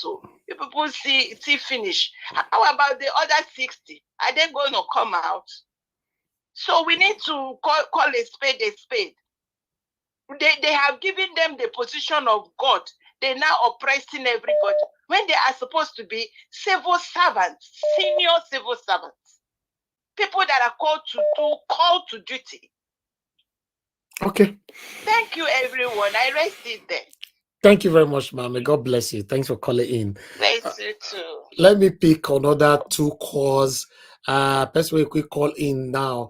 Hello, yeah, good evening to you. Your name and where you calling us from? Yeah, I just want to talk about the Edo one because I'm from Edo. That is more important to me. Yes, now go ahead. Today, so I watched that one. You understand? So what I want to say, because that one, there's no issue about that one, because all of them are still aspirants. You understand? So at the end of the there's only one that will come out of the OAPC, one out of PDP, out of the other party. There's only one person. But then we will know the capable one that we are going to. So what about if this one? What about this one can't come out? This one we don't know the IGRO. If you can't come out, this one way the television, you don't see the way we are going and saying, only one thing. What I was telling my friend last 2 weeks when I go Spain, you understand? My Asian friend, I said, when they leave that system where they talk, it will cause confusion. That is an agenda. No, we bring competent somebody. No, it's an agenda. Agenda. Now, those state one rule is there for everybody. We are not turn to division. They bring say this is agenda. No, you cannot say because it's supposed to go free, equity, fairness, and justice. Because it's supposed to go to the central, that you go and bring one moron that we must vote for him because the promise. I say it's not going to be like that. You have to bring somebody like with people like the Muslim, but they rule it before. The rule it people that are competent that we can see. Yes, that this one is, you know what he's saying, you know where we are going. Because this is too much. We have to face our state these days. Not like before, we leave all these people. We should go with Oshomole, but if we go with Obaseki. But Obaseki is still trying. I'm reading most of all the activities since he came about. The people that go with him, now leave them. That is only the hatred people have for Obaseki. You understand? But we need somebody now that even we the diaspora, we must sign our own memorandum with them. What are you going to do? Not balance and check. We have to follow them. Because our state, if it's good, is for us. Because the federal government is not coming to give us water. It's not coming to give us clinic in our state. It's our governor. They are out there, our representative. We have to hold these people. All this man, just leave all this one are just move. No, most of them want to be aspirants. They later be calling them honorable excellency. One, you know, understand? At the end of the day, there's only one person will come. I don't think APC. They have people think this one will just come out and come and be we win the ticket. I don't think so. You know Thank you. So we Thank have you, been sir. following politics for years. Thank you very much. God Thank bless you. you for your good work. God bless you, sir. Thank you. Thank you. Let's pick another call quickly. Wow. Everywhere you're busy this evening. My panelists, please be patient with me. Good evening to you. Your name and where you're calling us from. Hello. Hello. Hello, good evening. Yeah, good evening, sir. Talk to us now. Where are you calling from? Your name? I'm calling from Mocha. My name is Rest of Mind. Okay, or rest of my beg. Talk to us quickly. That place when he called president. So we're supposed to understand our principle. It's not supposed to not be it's not mock the president as a measure president. Now mock the mocker. It's like when you say see who is president. Okay. You understand? Now waiting in me. Now waiting in me. Okay. So not the color president. He just the mocker. Okay. Okay. So his statement was sarcastic, right? Yes. He just say like when you say look at who won't be president. Like waiting in me. Oh, okay. All right. No problem. Thank you very much, sir. Thank you. God bless you, sir. Thank you. Thank you. Yes, sir. Thank you very much. Oga Grant, thank you so much for the super chat. You don't call me shit, they do loud. Thank you so much, Oga Kisley Ogeriaki. Thank you very much. Mr. Joseph OG, thank you very much, sir. So, Kaside, Peter Ifi, thank you very much. God bless you all, my wonderful people. Everyone that just joined us right now, thank you. Now, God will bless all of us right there. Yes, we'll be coming back to the panel shortly. A lot of people calling. Even Oga CM, you see, they call us on this side. Oga CM, you suppose they call, or be supposed they panel. Why are you calling?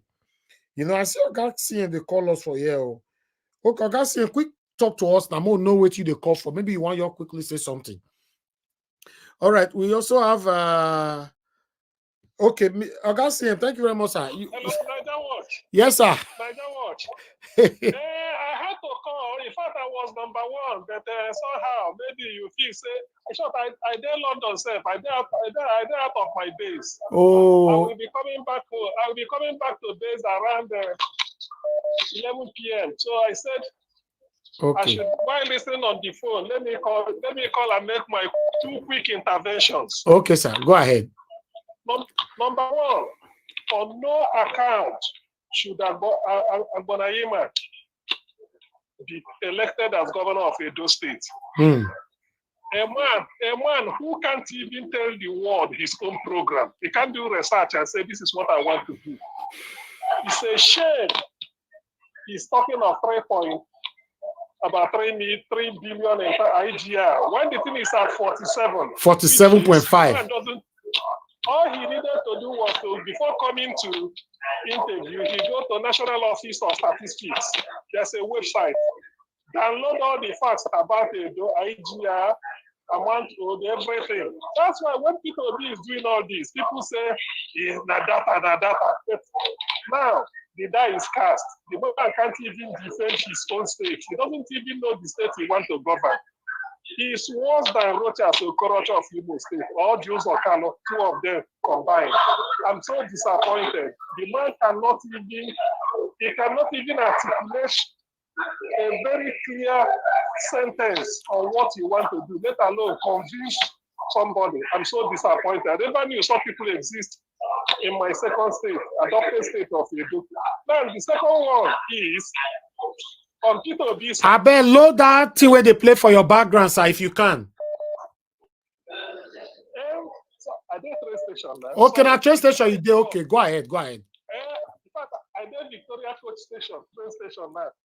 So London, Victoria. Actually, on to this case, you know, if you read the first two sentences and then the third one, he said, if it is implemented, you know, see that condition. If that's why people be saying, he don't send people to office worker, send people, make them go see them. Is that not what we said a day or 2 days ago when we were laughing? He said, not be to give monkey water to drink be the problem, not to collect cup. You don't talk like say you don't give subsidy. Let we see the Oluoma where go distribute the money for motor park to tell people say I want travel from Lagos to Benin instead of 50,000. I go pay 25. Tinubu go give you 25. You see, these are populist something just shout. That's what people emphasis people be is laying. That if he implement them, of course it's good. Everybody go say it's good. But people be get better. If it is implemented, which is impossible, and that's why people be saying, send people flyers. They send the people to go and verify from all the motor park stations, particularly the one at Onisha. That is OP worker is the center. So there is no feedback. It's not working.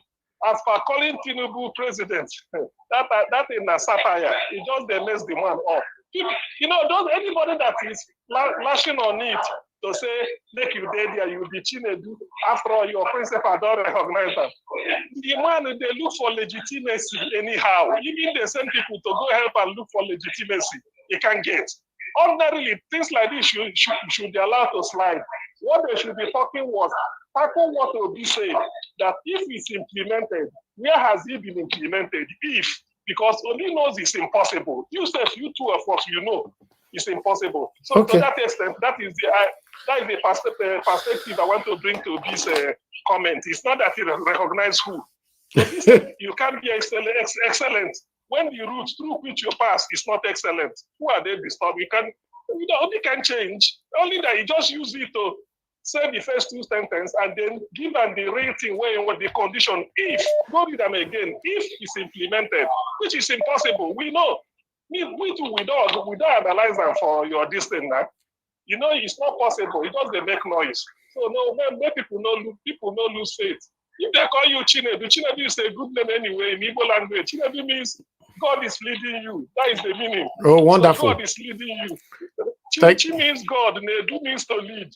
So God is leading you. Don't worry. It's a good name. Maybe you can adopt and say, okay. God is leading like that. What? Thank you very much. Thank you, sir. God bless you. Thank you, sir. Thank you very much. Yes, sir.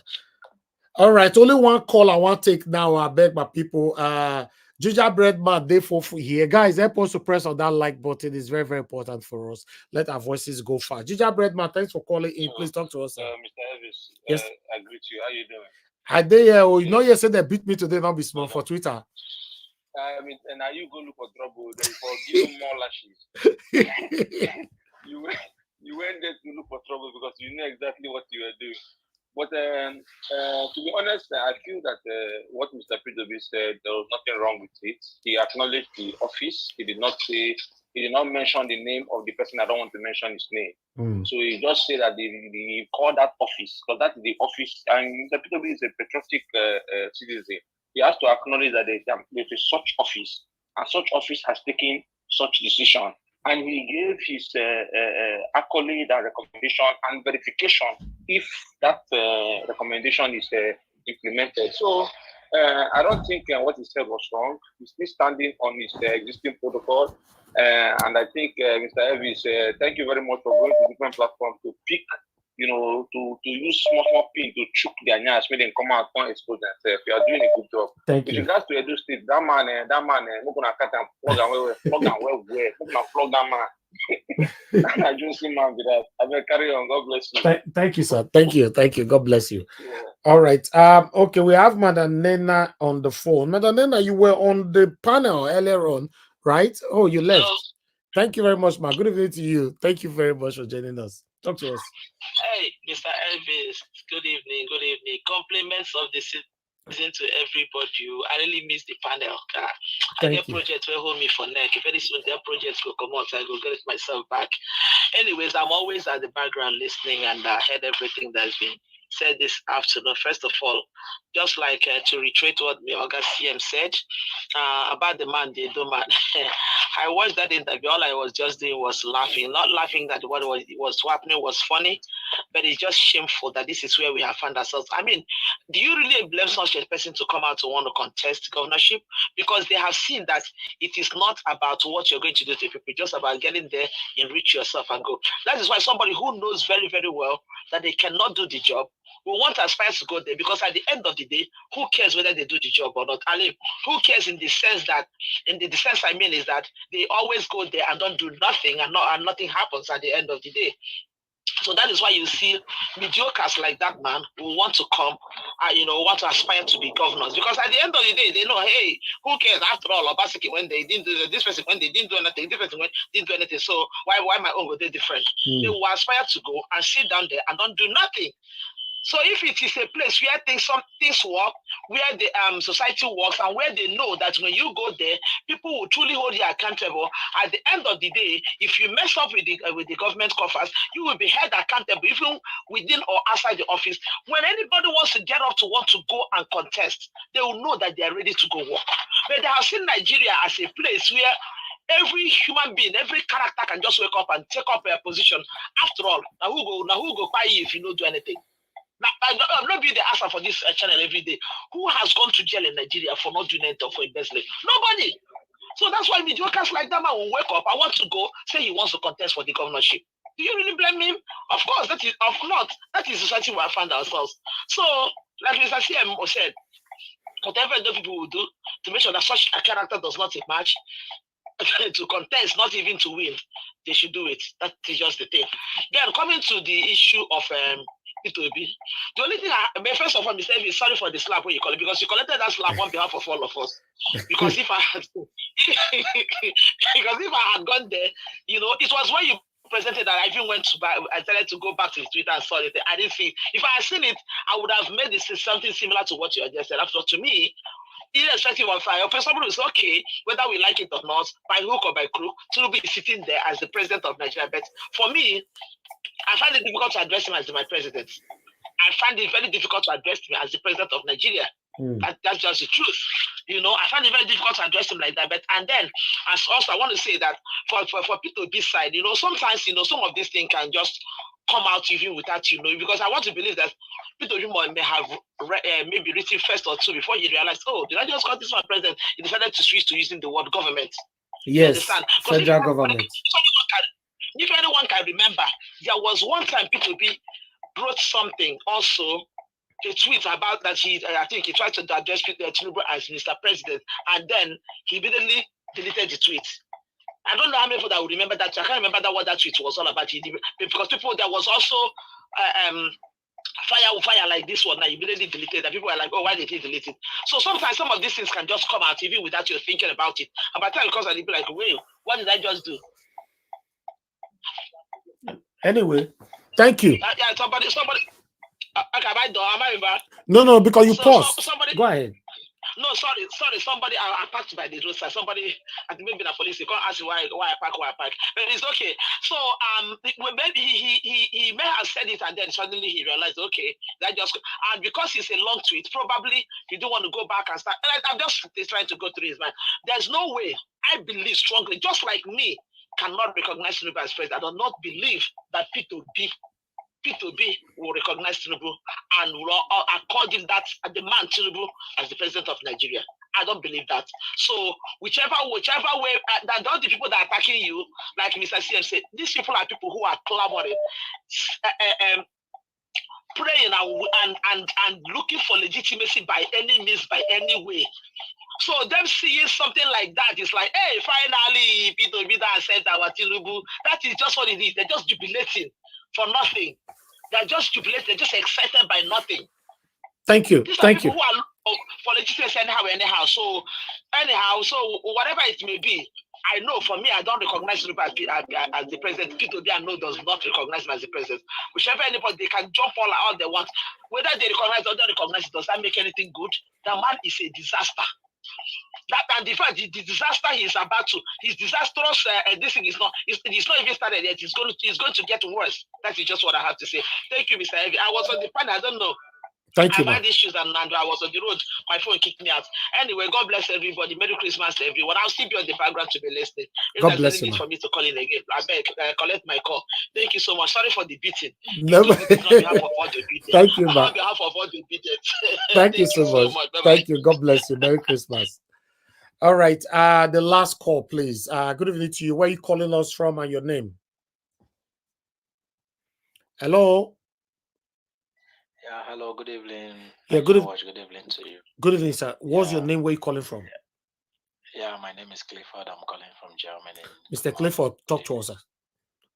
Yeah, actually, if you look at what happened technically, you will understand that there is a truth that there is a president sitting in Nigeria, the Federal Republic of Nigeria. And we should not deny the fact that this corrupt president is looting Nigeria treasury. So whether we accept the fact or not, he's making contract upon contract, selling, mortgaging the country without the concept of all. We are still denying the fact that it's not my president, or it's not my president, but he's destroying the country. I know he's going to pay for it. It's the same us. So the truth is this: is that we should not, we should call a spade a spade. He is the president of the Federal Republic of Nigeria. So I believe that we should try and think of what we can do in order to frustrate the government to make sure that we do something in order to benefit the interests of Nigeria. If not, we'll continue like this. This is what is going to happen, and it will happen and it will happen. Thank you very much, sir. Thank you very much. God bless you. Thank you. Okay, callers, thank you very much for your time. I'm going to stop it right there. Let me go back to the panel quickly. Thank you very much, every one of you that have supported us, that have shared our videos, that have hit on that like button. I appreciate you all. Thank you very much. Those of you that have also subscribed to us as well, want to say thank you. We are grateful. Please continue to support us. We are here fighting for a better Nigeria. Nothing else. We are not against anybody. We just say it how it is. Even Agbonayinma that went to Arise, we are not against him. But he just came in today now to let us know that he cannot be the governor of Edo State. That's all. You know, if you cannot use your USP properly, then people take decision over you. Okay, let me come to the panel right now. Give us a mandate. My brother, thank you very much for joining us.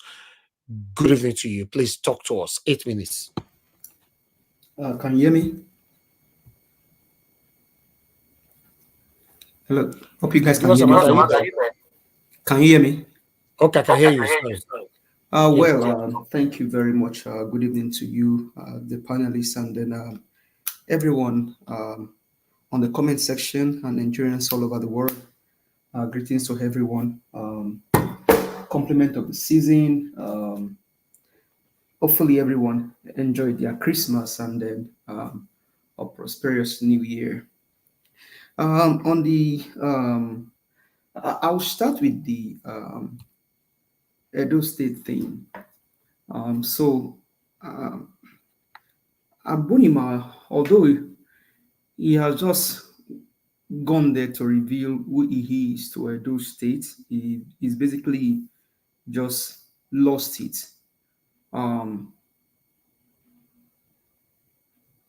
But I wonder why these guys, at least they went to school. They actually went to school. He passed through the 4 walls of the school. Now, where he went to this morning is called Arise TV. And the reason he went there is, one, to go sell himself. How? By telling the Edo State people what he's going to do should he become the governor of the state. He went there to sell himself, to actually tell the people it's an avenue for him to reveal or unveil his manifesto, what he has as agenda for Edo State. And so that place is a TV station. He went for an interview. This that he did this morning was an interview that I went for. And re-echo that word maybe 2 times now. When you're going for an interview, I don't know if you prepare for the interview or you just wear your agbada and then his cap, like he wore his cap and his own babariga this morning, and then probably put some white chalk on his mustache so that he can look maybe old. I don't know how old is he. Permit that. But the major thing that he was supposed to do, he did not do. You are an Edolite. You're going to become the governor of Edo State should you be employed by the people. Now, before you can be employed by the people, you go through series of interview.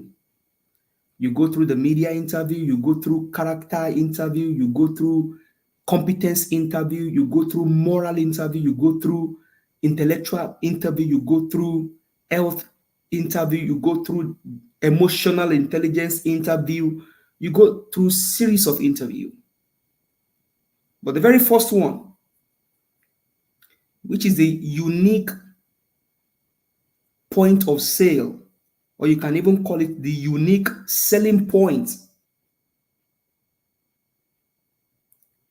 the guy just lost it today. You can even call it unique mantra, UM. Okay, what's your mantra? For Baseki, the Edola said no. Is it talk by or talk by 4 plus 4 must complete? Now, you went there, you didn't even do any research. You cannot speak to the figures. You cannot speak to the numbers.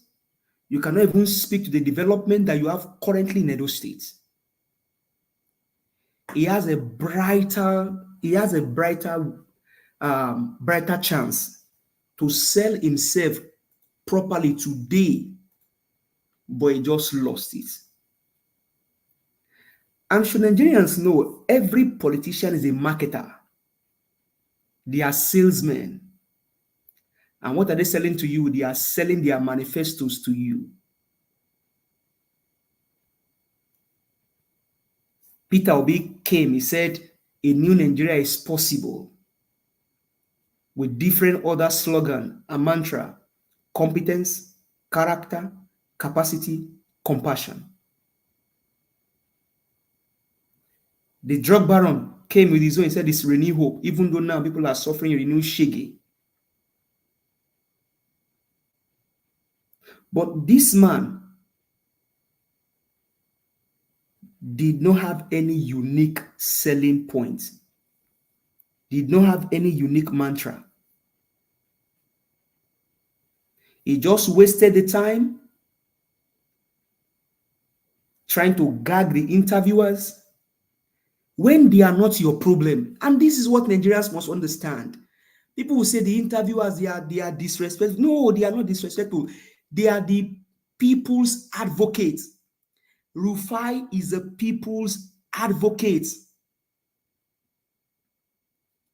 Rufai is only advocating for the people of Edo State by asking the question that he asked that man today.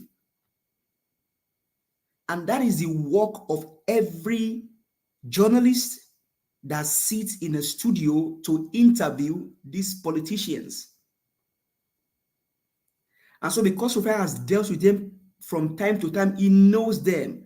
And that's why he used the word I used. But that man did not even probably understand the meaning of that word in the first instance. He was going to fight Rufai. And they are quickly to say that, oh, Rufai is arrogant, Rufai is disrespectful. But you yourself, for not doing your assignment, you were disrespectful to the people of Edo State. And they deserve apology. I don't know your name. I might have heard your name, maybe forgot your name.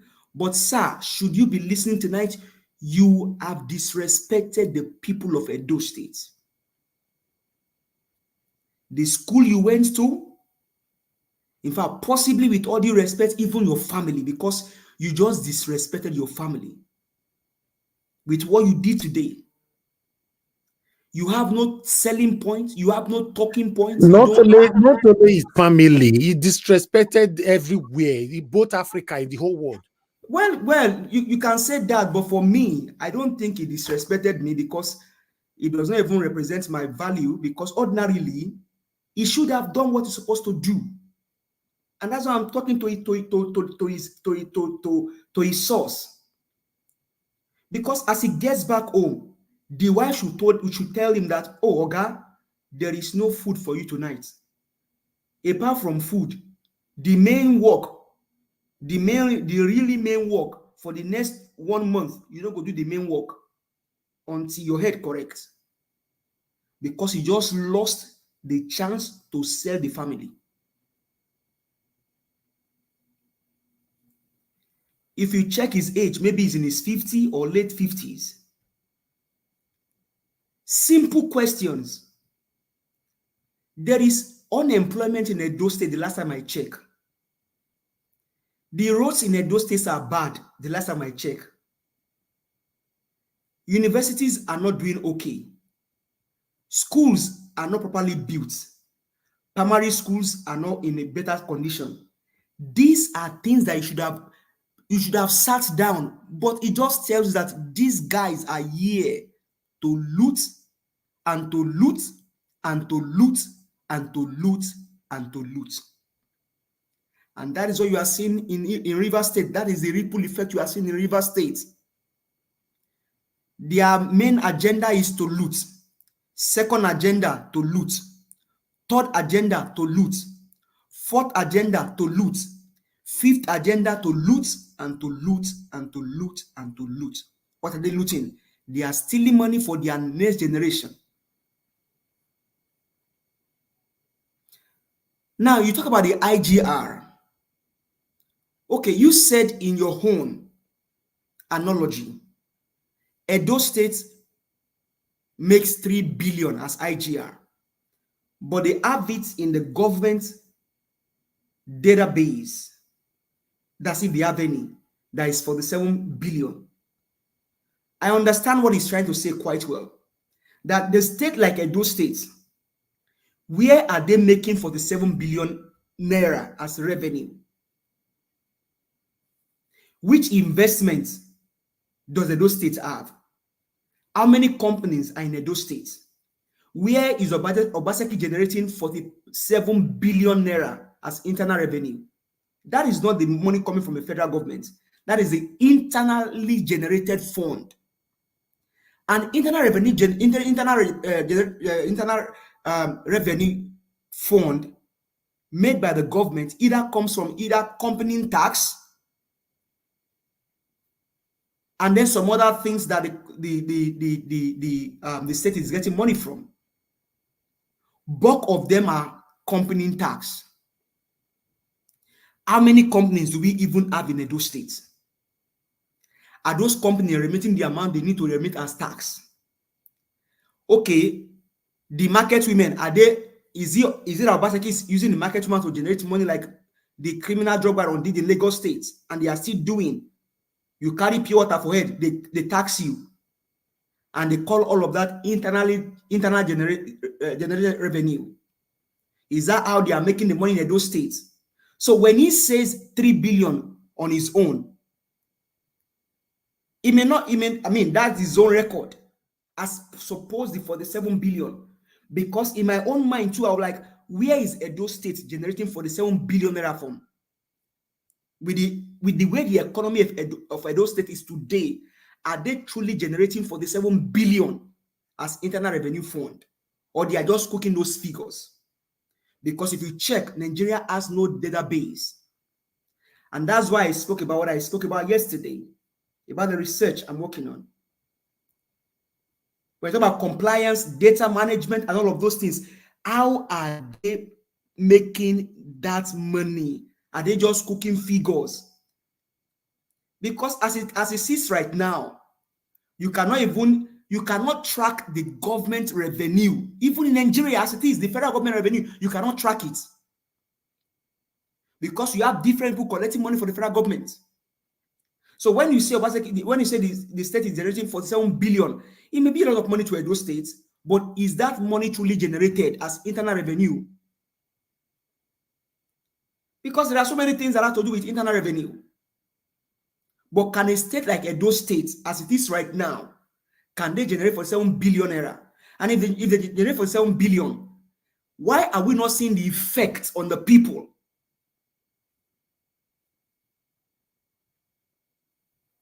Why? God bless you, my sister, Madam Irene Finance. God bless you.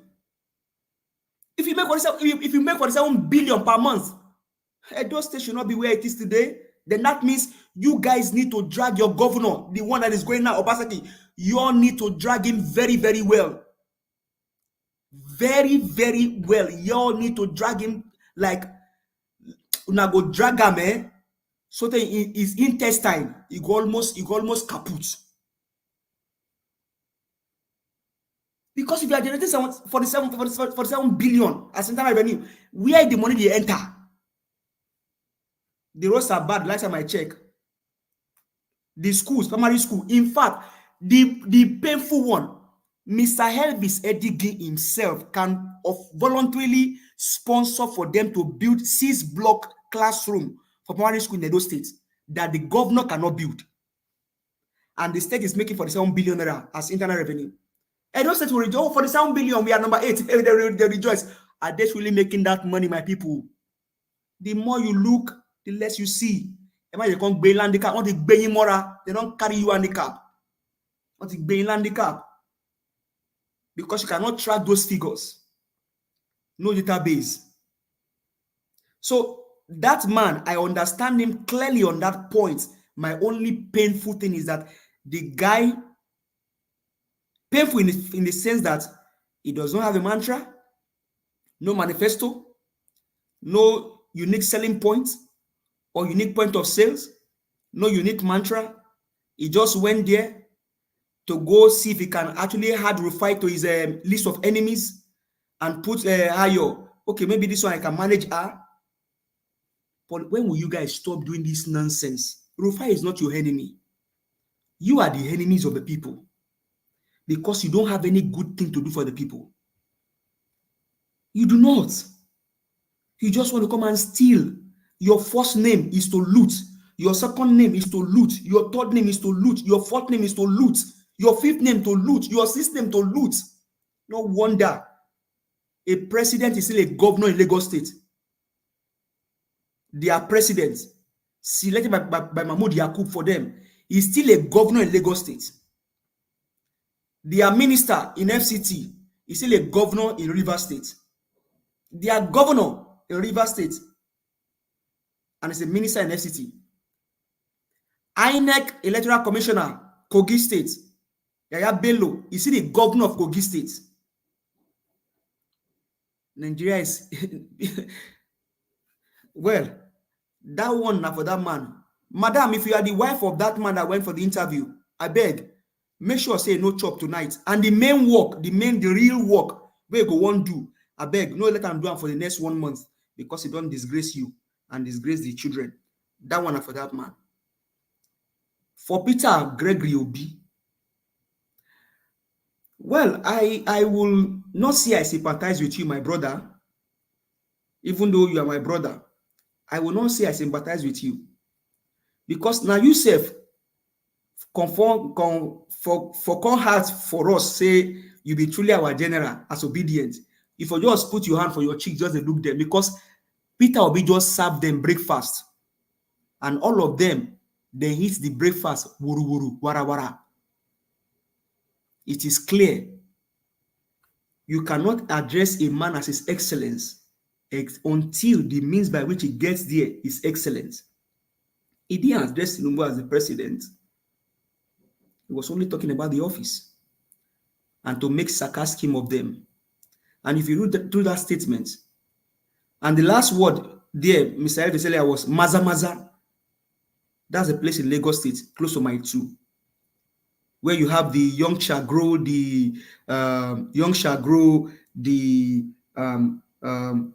God is good, the Koschariks and the likes of them. That's where you see my Eastern brothers. Maza by yesterday, today, tomorrow, even till Sunday, it will be a booming area. In those days, Maza will be a place where there's life because people are going to the east for Christmas. Every luxurious bus is full.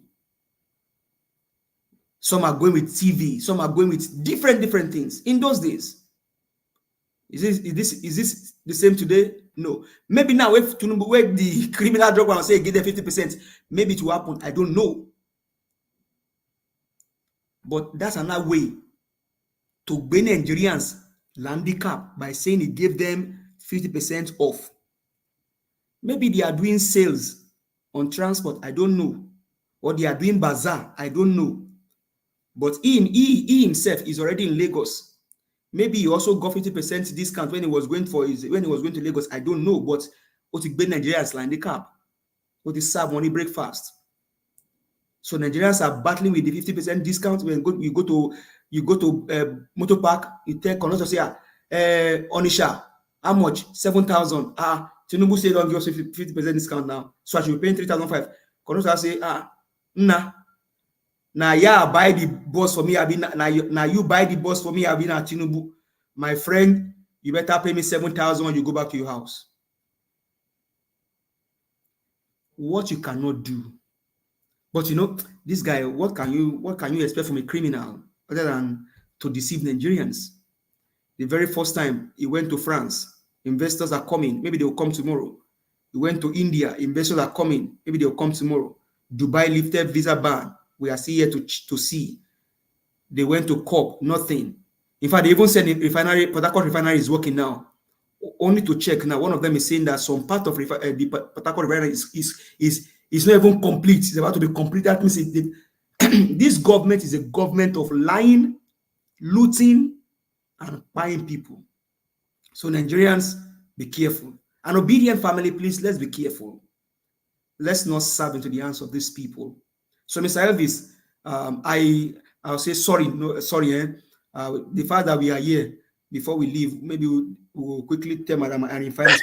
Annie Finance, I beg, do pepper soup with plantain. I beg, we will send to Mr. Elvis. Mete whole body. I beg.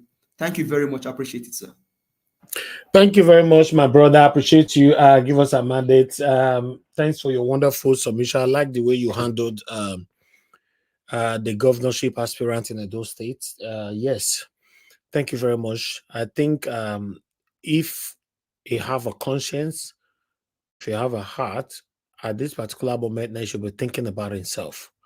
You know, to be honest, the first time it came to Arise, we brought it here as well. We talk about it. He messed up as well. So I don't know why he came back again. Maybe somebody boosted him, told him that, yeah, you can do it.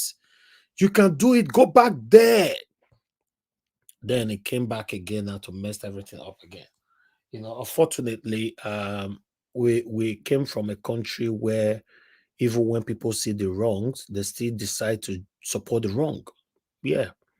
Mr. Elvis, if Edo State make 47 billion as internal revenue, if you're not they go Dubai, for they go do your vacation for Edo State, honestly.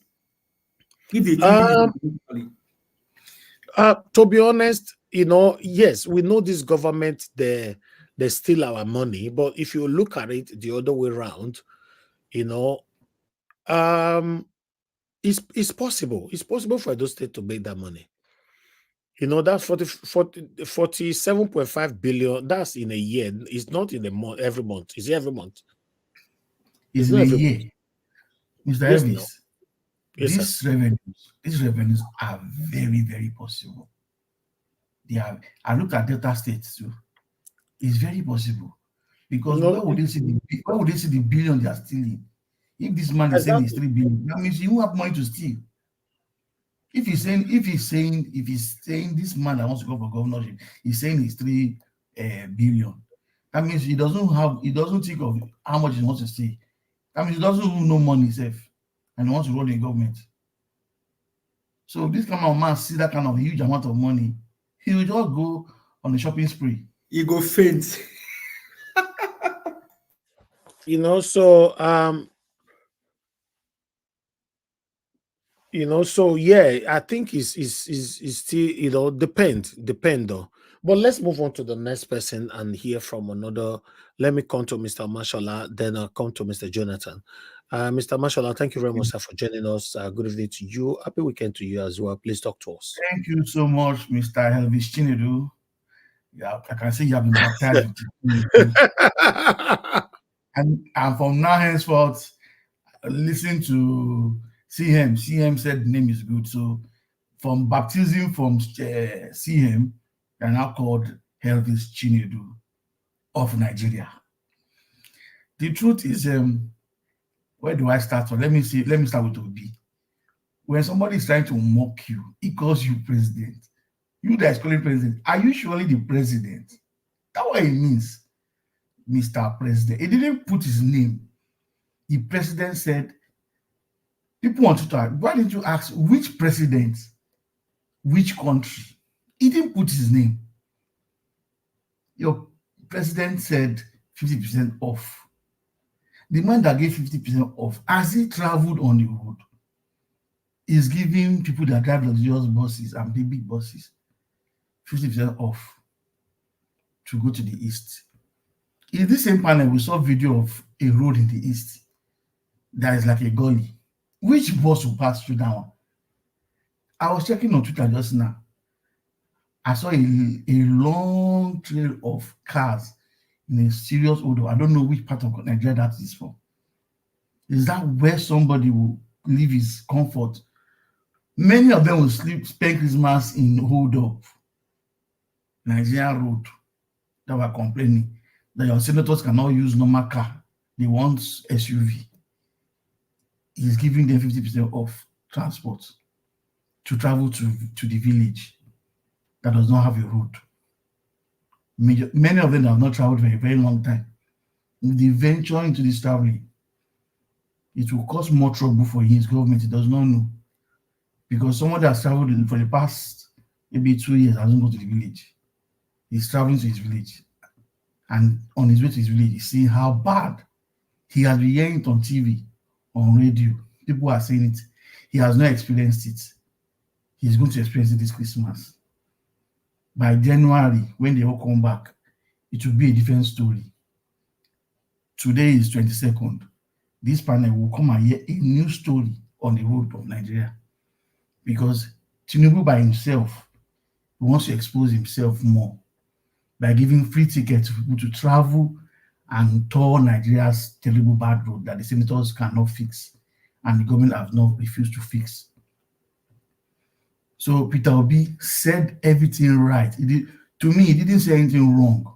Mr. Davis, someone that is not telling you all those rubbish on TV, on Twitter, see, they are all suffering. They are just looking for where to just put it on.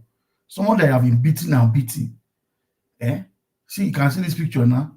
That is where we are. The man that said we should not go out and protest is the one dining with them. The two musketeers. So the country is in a mess. So if my president will be is talking, we all know our president. They know their president. Our president has said the president of Nigeria has given 50% when he knows he's not the one that is saying it. It is the president that Mahmoud puts. So enjoy your 50% and don't come to Twitter and be yabbing obedience. Obedience know what they want. We still stick with our Obi. We stick with our Obi. You stick with your bats. Since it's bat is eating you, will not let him finish eating you, then you will not come and know whether you will go back to Obi or not. For the man that's going for governorship in those states, that man is, you see, when I say, when you see a thief, if the word is bad, I'm sorry, but you see a thief, it's only a thief that doesn't know what's inside the house. You want to go and rob somebody in the house, you don't know what he has in the house. You go there and start asking, where's the money, where's the money? Because you don't know what is inside. You are going for an interview. You want to sell yourself to the people of Edo State. You go there, you are blabbing, you can't talk straight. Okay, before even the revenue, what plans do you have? You are talking many grammar. Your father has a farm. What concern me whether a father has a farm or there's rubber plantation. If there's rubber plantation, where is the company that will use the raw material? The raw materials that you cannot use in Nigeria again. Which company is buying it? Those days, Dunlop and Michelin come to Delta State and Edo State to collect rubber. As a small child traveling to Edo State, I saw by the side of the road, they heap white rubber. I was forced to ask my father, what is this? He said, that's rubber they use in producing tire because he worked in Dunlop. You people just be saying things as if Nigerians are fools. You come and say yourself, you cannot give ideas or companies, or you have anything in your head that this is what I want to do for the youth. You keep talking, they ask you a question. The RGR of your state, you talked about 3 billion, while it's for something billion. You were not shocked. You are not trying to turn the story around and say, if it's for something billion, for 7 billion, why is it just like that? Are you supposed to be the one asking questions or you answering questions? Because you didn't do the assignment. You just came to fool your full family. It's not me you fool. Your full family and Edo people. You just fool them internationally. Because Arise TV is not only in Nigeria. You said you came from abroad. As in America, you said your friends abroad have seen how foolish you could be to come to a station. You cannot express yourself and tell them this is what I want to do, and let everybody be jumping and be appreciating. Say, yes, this is the present place we are waiting for. Edo State people, it's obvious that you don't have anybody that wants to come for your rescue. Because if this man is to be in APC and they give this man tickets, the worst has not come. If at any point this man goes for election and is declared the winner, you people, Obaseki will be like Buhari to you. Because if this man wins election, in his mind there, he heard there's election in Nigeria, they are doing politics. He too has come to do politics. A man that does not know what's happening in Edo State has come from nowhere. He wants to be the president governor of that state. And then he gets there. In his mind, the RGR is 3 billion. He now sees for something billion. I bet you that man will be stealing and stealing and stealing. He will steal today, tomorrow, and the future of Edo State. And the most painful part is, I don't know who is bringing him into the government to come and run as a governor. If it's APC people, but Edo people, if it's APC is going for, APC candidates are there and members. If this is your candidate, make sure it doesn't sail through your primaries, because if this man sails through your primaries, APC will lose the election in Edo State. And if you decide to rig it, Edo State people will resist you people. So, yeah, better find time. You still have time, find a better candidate, because the man has come to national TV, can't express himself. They ask him questions, English he doesn't want to understand. If you don't know, just quiet and let Rufai teach you. Rufai was helping you out there. You are still out of, let me say, arrogancy. You are saying you're not like every other politician. What makes you different? What makes you different from Tinubu that refused to do interview before election? What makes you different? There is nothing different between you and Tinubu. Tinubu never went for any interview anywhere. Nobody saw him go interview apart from going to international interview and fooled himself there and lied. And the only one who hear is steal it, grab it, and run away with it, which is sticking to him, and that's what he did. That was his campaign. That was his mandate, his campaign agenda. Because you now you have come, you cannot sell yourself. You cannot tell us what you really want to do, which is painful. For anybody coming to government to come for election, go around the state you are meant to rule. Find out what your people want and know their pains. Then you form a government and explain what you want to do for them, and then come to national TV and talk. If you don't do your research, don't go to a station like Arise, where surely you get tough interviews, tough questions, and then you stay down there, you can't answer anyone. Edo State, please find somebody else. We will not want to see people like this coming to campaign. Election Nigeria has gone beyond sharing rice and bag of salt, because that was the first question they asked you. You were sharp, talking hard. You will not, and you lied. If I can follow you up now, left and right, put the camera on you, there is no way you will not share a bag of rice this Christmas. There is no way. Somebody like you that can't express yourself. Obi did not share anything. He came out, spoke to Nigerians, explained everything to Nigerians, and everybody followed. So if you can come and to Arise TV and say the same thing, the way Obi explained what he wants to do for Nigerians, people will follow you. Not you coming to come and tell us, holding this story. You will do that, you will do this, you will do that, left and right. It's all stories. Nigerians are tired of hearing old stories that politicians come to say on TV. And then when you get to government, you become confused, because it's obvious you'll be confused. If suddenly you win the election, you'll be more confused because you don't even know the idea of your state. I'm saying 3 billion, and then you get there, you see it's for something billion. That means you just go crazy once and then start misbehaving. Mr. Elvis, let me step aside at this point and let somebody continue from where we are. Thank you. Thank you very much, Mashallah. Thank you, sir. I appreciate your wonderful submission. Thank you so much. Anyway, somehow, someday, we'll have a better Nigeria in our time. Mr. Jonathan, please talk to us. Good evening to you, sir. Talk to us. Thank you.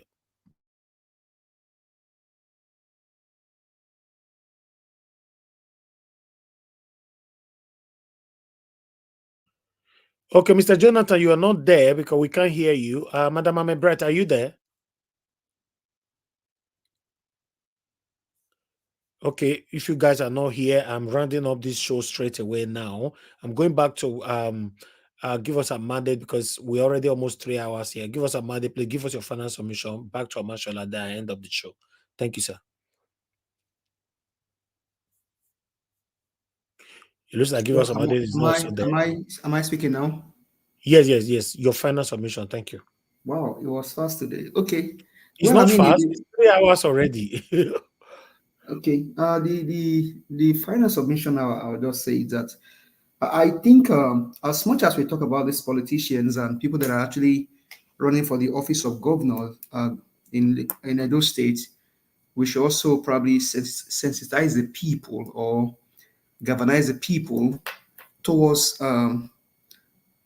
voting or vying for a more better candidate. Because what we've seen in the past 16 years, if I would say, Adams Oshomole, Obaseki, is just garbage.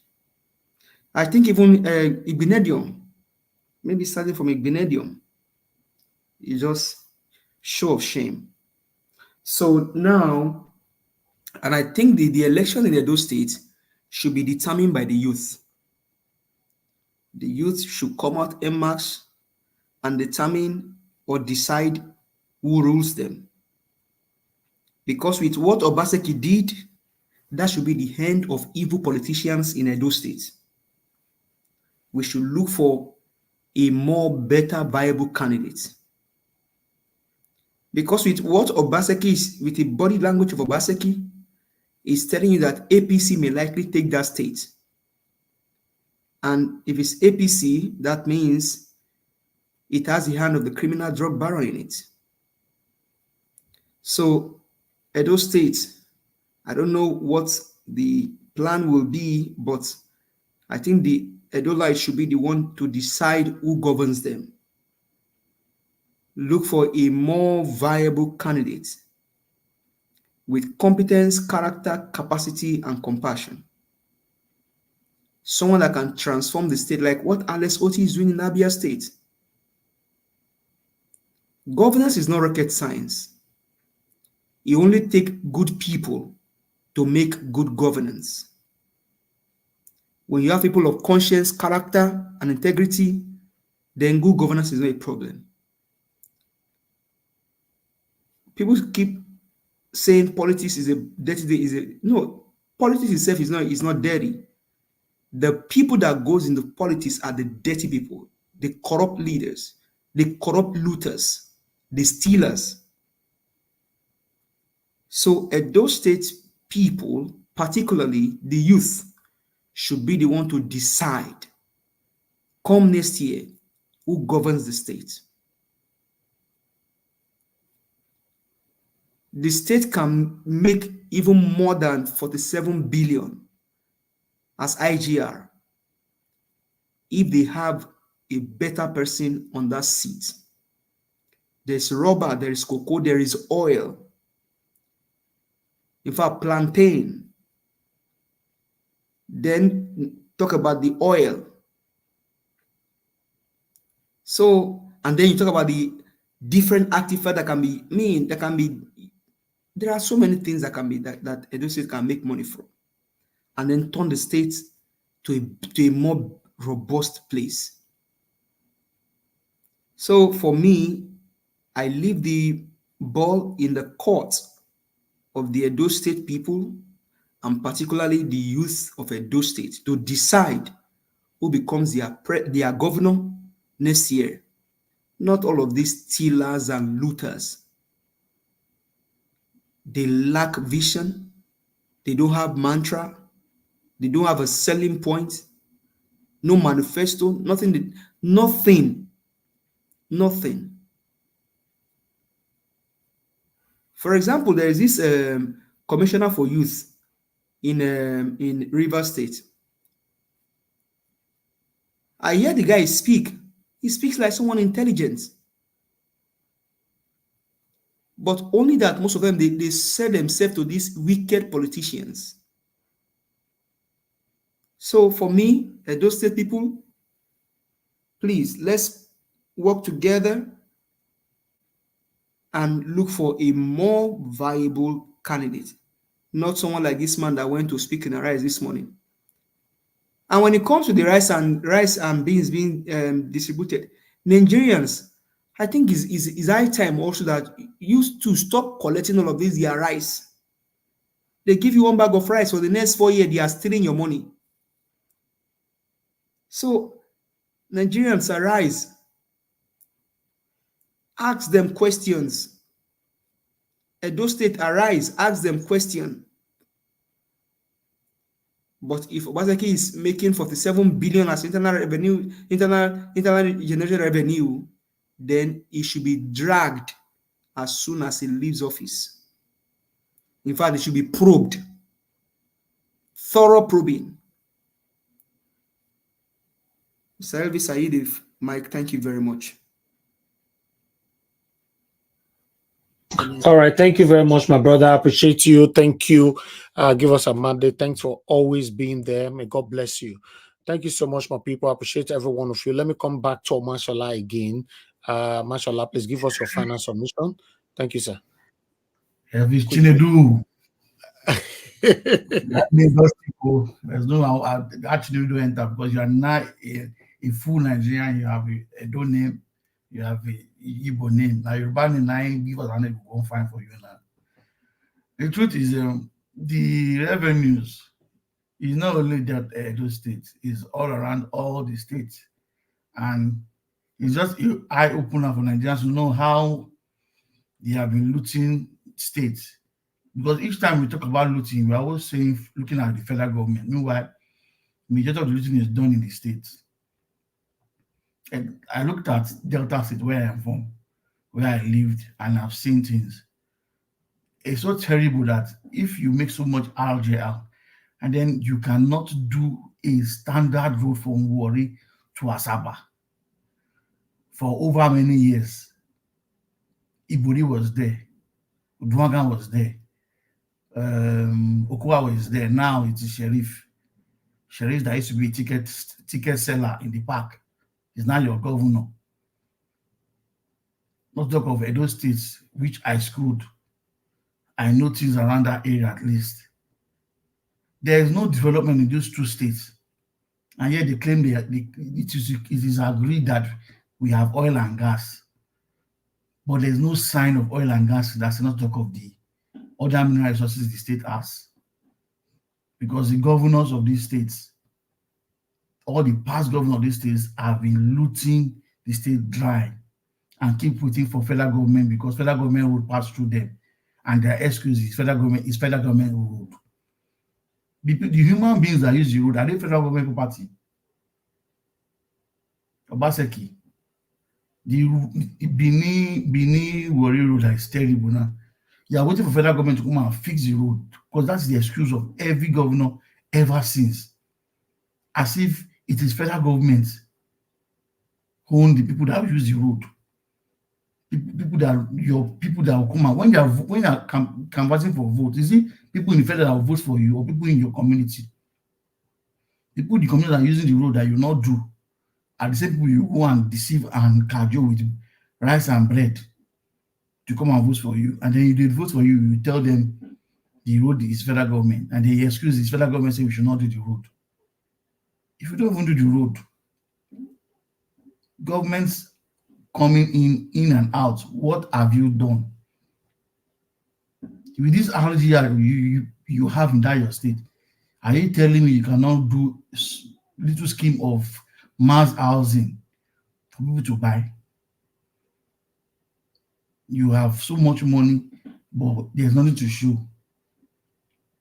And the only thing you people know how to show that you are doing something is road. Is it only road? Is the infrastructure we have that you can do?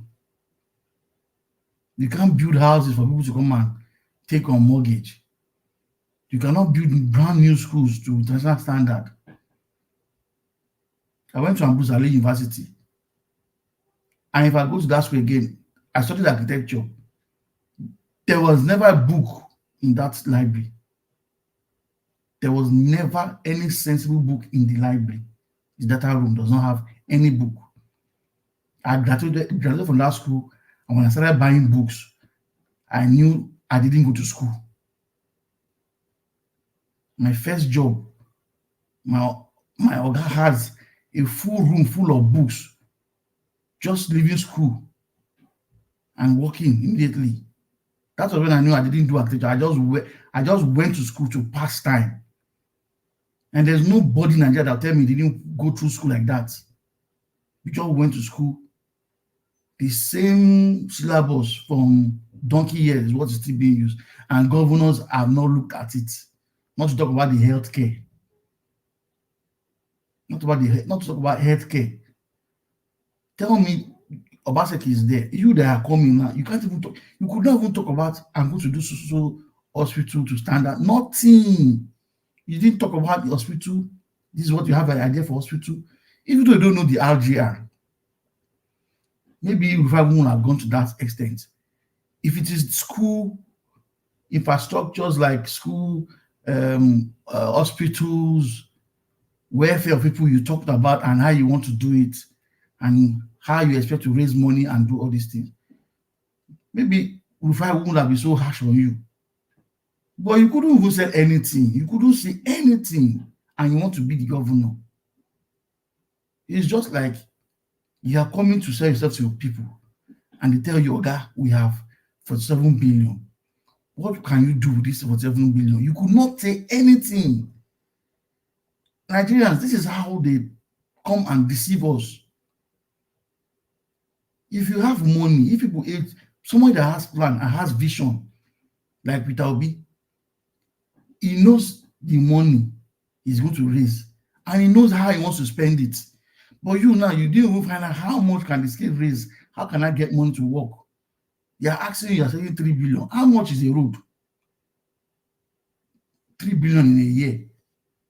That's to let you know, that's to let Nigerians know that we have many politicians that don't know what they are doing in the corridors of power. They are just there to just go there and answer the name governor and president and feel good. I have DSS roaming around them, enter bulletproof car, do meeting, drink tea, travel out and spend money. Majority of the politicians we have are just waste. They're just a waste to society. Majority of them. Because when Rufai was saying you politicians now, you're trying to exclude yourself. Yeah, you cannot exclude yourself because you are even the worst of them. And I wish you're watching this program. And if you're not watching it, you stumble into it.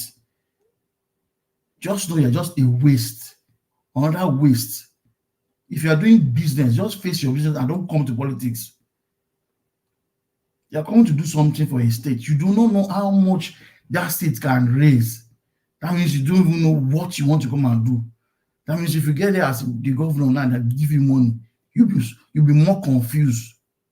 And the next thing is how you want to take care of yourself, not taking care of the people in the community. Edo State can raise that 4-point-something billion, which is very possible because there are many companies in the state generating that revenue. If you look into that state, there are so many pure water factories, plastic factories, sand.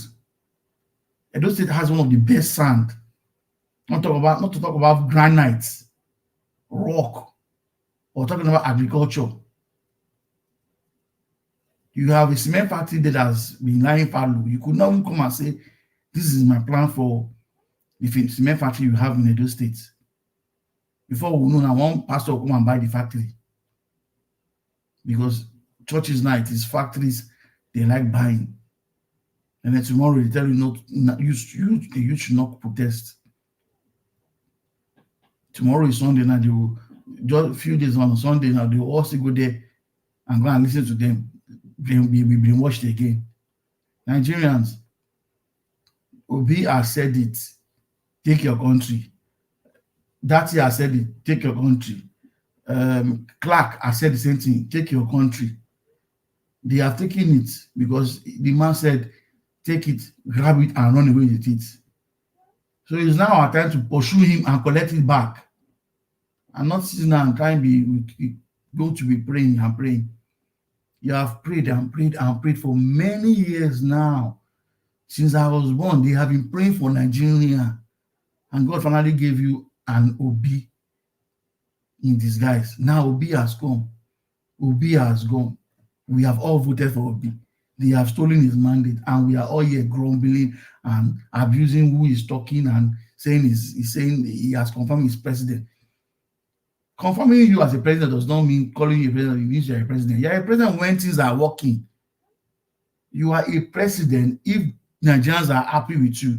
You are a president when life is better. You are a president when the economy is better. You are a president when good health is there for people to go to. You are a president when the airfares have dropped. I can't imagine somebody is trying to go into Abuja, you are spending over 100,000 to go to Abuja. You are not traveling abroad. You are spending that kind of money. I can imagine people doing business in Nigeria and wonder how they are surviving. You have a business in Abuja meeting, in Abuja, you are in Lagos. Why won't the cost of services go up? If a man will spend over 100,000 just for a business meeting, and then when he's charging for his fee, he's going to add the fees to it. Your president has not thought about all these things. He's talking about 50% off transportation. After January, what happens to their life? What happens to the woman that goes to buy tomato in the north to bring to the south? What happens to them? Has he considered transportation of goods and services when he's saying 50%? The reason why foodstuff is high and everything is going up is the fact that transportation of most of these goods is not easy. Not talk about the bad road, and then you have removed 50%, and you are feeling funky as a president. Anybody that is saying Tinubu is a president, he's just wasting his time. And if I'm saying Tinubu is your president, you're just deceiving yourself because you are not living, you're just existing, spending money that you're not meant to be spending. A man is the president, the economy he met nosedive under 3 months, and has refused, the economy has refused to stand up. If we are all here, we don't know what Obi has been passing through.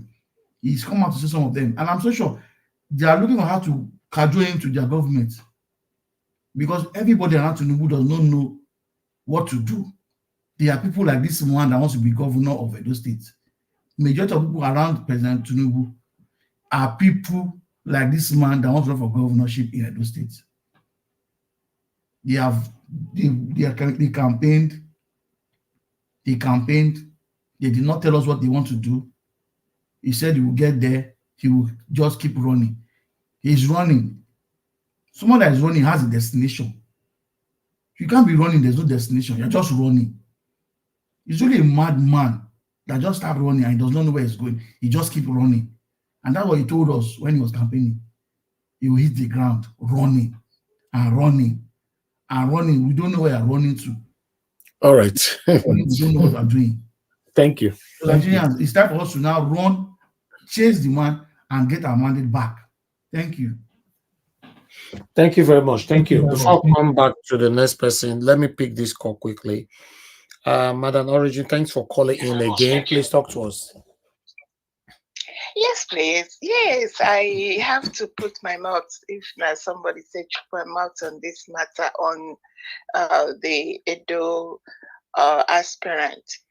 You see, this is my own submission. I want us to shift our minds a little bit on what is on ground. You know, it's normal for, I mean, everybody. In fact, even the market, anyone that is selling gari or akara can come and say, I want to, you know, run for the governorship. Anybody, it's everybody's right. I think the man is bold. I like him. The fact that he came out, he even agreed to come and face Rufai. That is, I gave him kudos. So, but my concern and where I'm looking at is, you know, the system that brings, you know, people to the position of governorship, to presidency, everything is what we are looking at. Let us say, for example, everyone has been screened and finally one LP best Mr. Alex came out, the whole of Edo voted him, and then they do what they do. You see what I'm talking about? That is where the problem is. There is a criminality, a systemic criminality that has made it almost practically impossible for the good people to come over. What stopped them, for crying out loud? How on earth did they conjure with witches, witchcraft, Mr. Mumudu, INEC, Supreme Court? How did they conjure to come out and refuse the person, the whole world, even heaven, all the trees are shaking their head in Nigeria, say, did this really happen? Did they take this from this man? So there is a fundamental problem in the system, which is what needs to be, you know, addressed. I say, Edo people, how market? Una won't go do this thing. Una won't go make they go do what they always do. How can they stop this election and find out and change all the constitution and remove all the removables?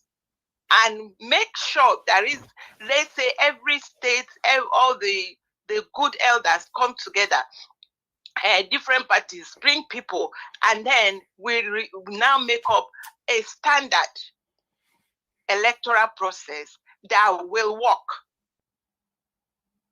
Because bring Mr. Alex there, who I trust, in fact, I will change myself to become a dope person, go and vote him, everybody votes him, they won't let him go in. That's where the problem is.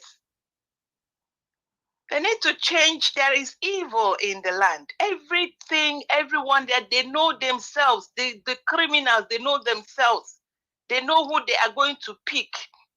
Because they force these people to, when it comes to election, they tell them to move money inside wherever they put it. Only Jesus knows. So the problem is in the criminal system. We have good people that will rule and do well in Nigeria. Only the criminals, the gangs, the criminal system is not letting them rule. That's where I end it. God bless you. Thank you, Madam Origin. God bless you, man. Have a Merry Christmas. Thank you. You too, and to everyone listening. Thank you. Thank you. All right. Let me come back to the panel again. Mr. Jonathan, it looks like you're ready now, right? Yeah. Please on the hello, Mr. Elvis. Can you hear me? Yes. Okay. Thank you, sir. Good evening to you. It's good to have you on the panel sorry today. about that Please earlier. talk to It us. was my mic. Okay, that's fine. Talk to us. It was my mic. Yeah. Thank you very much. Thanks to everyone there. Thanks to all the panelists and all the contributions made so far. You know, I want to use this time to to wish everyone a Merry Christmas and a Happy New Year as we round up this 2023. So in fact the video you showed, I think give us a mandate, and Mr. Omoshola have said pretty much some of the things I highlighted. The when you show that video of that man, that Mr. Agbonayinma, I was just laughing, same as you. I was just laughing all through. That man is a real disgrace. He's a disgrace to himself and his family. Let me just say that straight before I go forward. That man is a disgrace. It's as empty as a shell. When you say someone is empty, the man is as empty as a shell. He knows nothing. And the problem is that they will not acknowledge that they don't know. They will not acknowledge. They will only come out and think they can come and bamboozle people and find their way into public office.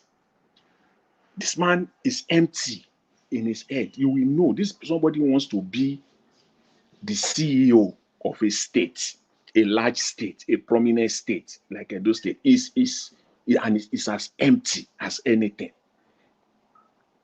He completely today decimated himself. When you talk of being decimated, he destroyed himself. He should go and listen to himself. And I believe he has children who are probably, at least it's okay. He claimed, which is, it's not allegedly, because he said so that he lived in the US for 31 years. I heard him clearly. He said that. So his children probably are Western educated children. Let them go and listen to this. And on a round table this Christmas, tell their dad their take on this interview. He disgraced himself completely. And that is the reason why the display that this man, brought out today is the exact reason why the likes of Mr. Tinubu will never come out and face Nigerians in an unscripted interview. You don't want to face the people, and yet you want to rule them. You don't have the guts. You don't have the audacity, the guts to face the people that you want to superintend over their lives, over their destiny, over their generation yet unborn. You want to superintend over it. You want to run it, and yet you cannot face a simple time to sit down and answer them. They can't. That's the simple reason. If Mr. Tinubu today comes out and face Nigerians, even in a what you call a town hall setting, call it whatever you want to call it, but not scripted, everybody will be ashamed. In fact, it will be worse than this. I can predict that. I don't need any soothsayer. I don't need any further analysis. His performance will be worse than this one. Than this man. He wants to be the governor of a state. And I was trying to listen to him. In fact, let me tell you, Mr. Let me confess. I went back again while the broadcast was going on. I listened to it again on another device. I was listening to it again because I was thinking I wasn't hearing him right. Because he said he had a report card. he wants to present his report card. What report card? What report card? He said he was once, which, I mean, confirmed, he was once an advisor to Shiomole. He was once a member of the board of directors of the Nigerian Railway Corporation. He was a house rep, and he said he wants to. Can't he use all these three? Pick out one achievement from these three positions that you have held, a public position. Bring out one item to sell yourself. As a member of the Nigerian Board of Directors of Nigerian Railway Corporation, what did you do? He just said, I know what I did. What? As a rep in the House of Representatives, what bill did you present on the floor of the Senate that the bill come to fruition, that bill becomes law? What impact have you made? Are you not just there to rubber stamp? What is it that you are being against? What are the positions that you have against the government when you are in the House? Because if you have something against them, you won't come now to say you want to run, because it simply means that you have aligned with them. So you simply believe that what they are doing was not good. They have not done it better. And when you are there, what is it that you really do while you are there that you stood out and say, I disagree with this? Nothing on policies. They don't have any ideas on policies. This is the state we are. These are the quality of people that we have. It's not only this man. It's an endemic problem. It's across board, from councillor to the presidency. Mr. Jonathan, what causes things like this is because these people don't have respect or any kind of a guide for Nigerians. They believe that anybody can come out and seek for any political office and just get away with it, because they believe nobody can stop them because the money is there. Because how can you have a basket brain? You came into a national TV telling Nigerians, telling they don't like that you want to become their governor. In fact, it's so terrible. He wants to be governor of the people of the state. And a simple question, please, Mr. Aspirant, a step-by-step approach on how you will develop the state. The first thing this man said, he said he will use furniture, is going to concentrate on furniture. So ludicrous. He said he said furniture. Yes, fine, okay. Those states have they have lumber, they have woods all over the place. But if someone wants to become the governor, that was the first thing he said. And before you call Jack, these people, they will be saying they want to attract foreign investors. It just buttress what we just said, that they believe that the Nigerian people are dumb, that they can just come out and throw anything at them. He said he's going to attract investors. How? The internally generated revenue of your state that you want to superintend over, you don't know it. Because everything you are going, why that question is so fundamental, everything you are going to do as the governor of the state is going to arise from the knowledge of that fact. The question is not whether the revenue that they have now publicly available, the 47.5 billion. The question is not whether it is right or wrong. They just ask you, what is it? Tell us. This question is just about the revenue. Then you will mention it that, okay, this is the revenue, 47.5, but it is not right. Then tell us why it is not right. Then come and tell us what you are going to do to improve it, to increase it, because that number is fake. That's what you are insinuating. That the 47.5 billion, the one for 2022, the 17.64 billion for 2021, those numbers are fake. Okay, fine. If we take that take that for you, fine. Okay, what will you do now to improve it? What will you do now to improve it, to increase it going forward? And what are you going to, if you now increase it, what are you going to do with it? That is the fantastic opportunity that he messed up.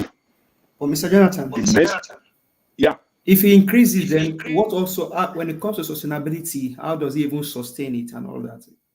Those are the things that he should, that's a platform, that opportunity he had. Because the guy is as empty, as I said, as a share. He has nothing there. Everything now he's thinking in his brain is how he's going to be governor. That is, if the people of Edo State allows that to happen, and how he's going to loot them to dry. How he's going to make that state dry. That's the strategy. That's all. That's the strategy. The last caller who was calling said, the way is to bring out quality candidates. The only way to bring out quality candidates in Nigeria is through direct primaries, and if that's true democracy. I've not seen any democracy in anywhere in the world where people will just bring out candidates, because no, it is through direct primaries. Anywhere you have to come. That is when the likes of Mr. Elvis can come out and become the governor of Edo State, or any other suitable candidates. Because you will go to your ward, where you are born, or where you have been living, or where people know you. That's where you will start. It does not matter whether you are the richest man in Nigeria or whether you are the richest man in the world. You will go to that ward first of all, and guess what? People in the world, they know the mama that is selling akara on the street. They know the man who is their they know the barber. They know the man who is selling. They know everybody. So anybody can just spring up and you will win the ward. And then you will go from your ward, you will go to your local government. You will win it because it is you. It's not that one money bag will just appear. The party will impose him. That is the only way quality candidate can come. Pure and simple. Any other way is not going to happen. And they know this. They know this. Because if you do direct primary, it means that anybody known to the people as being honest, as being prudent, as someone that has integrity, they know the person already. They know the man in their streets, in their community there. They know that this man is a good man. We know him. And if the man is going to present somebody to them, we know Mr. So-so-so, we know Chief So-so-so. Anything he tells us is what is. If he brings anybody, that's the person we are going to follow. That's the only way. There's no magic. So if it is done that way, this kind of a man, in fact, it will be very difficult for someone who has been living in the diaspora without the people in the community knowing him very well, or somebody vouching for him to even emerge. To be difficult. Because all these women that are collecting 1,000 naira and one cup of rice, they don't know these people. They don't know them. They just come and dance, come give them Ankara, those Ankara that they will put, they wash for once, and the whole thing with the whole color will disappear. Those 200, 500 naira, 5 years Ankara, they will distribute it to them. Mr. Jonathan, yes. You see, like this kind of person is the people like him are the ones that will sign agreements with a president like Tinubu. These are the kind of people, because he would do anything to be the president, the governor of that state, and he's in APC. Yes. This is what APC is bringing out for us now, where you bring candidates that will sign an agreement, I will follow it, because the RGL, someone like Tinubu that likes money, any governor that is going to pay his bidding now will be the governor of that state. And that's what's happening in Rivers State. He's going to do the same thing in those states. I agree with you. Let's forget people to make sure people like this don't come, because it is agreements.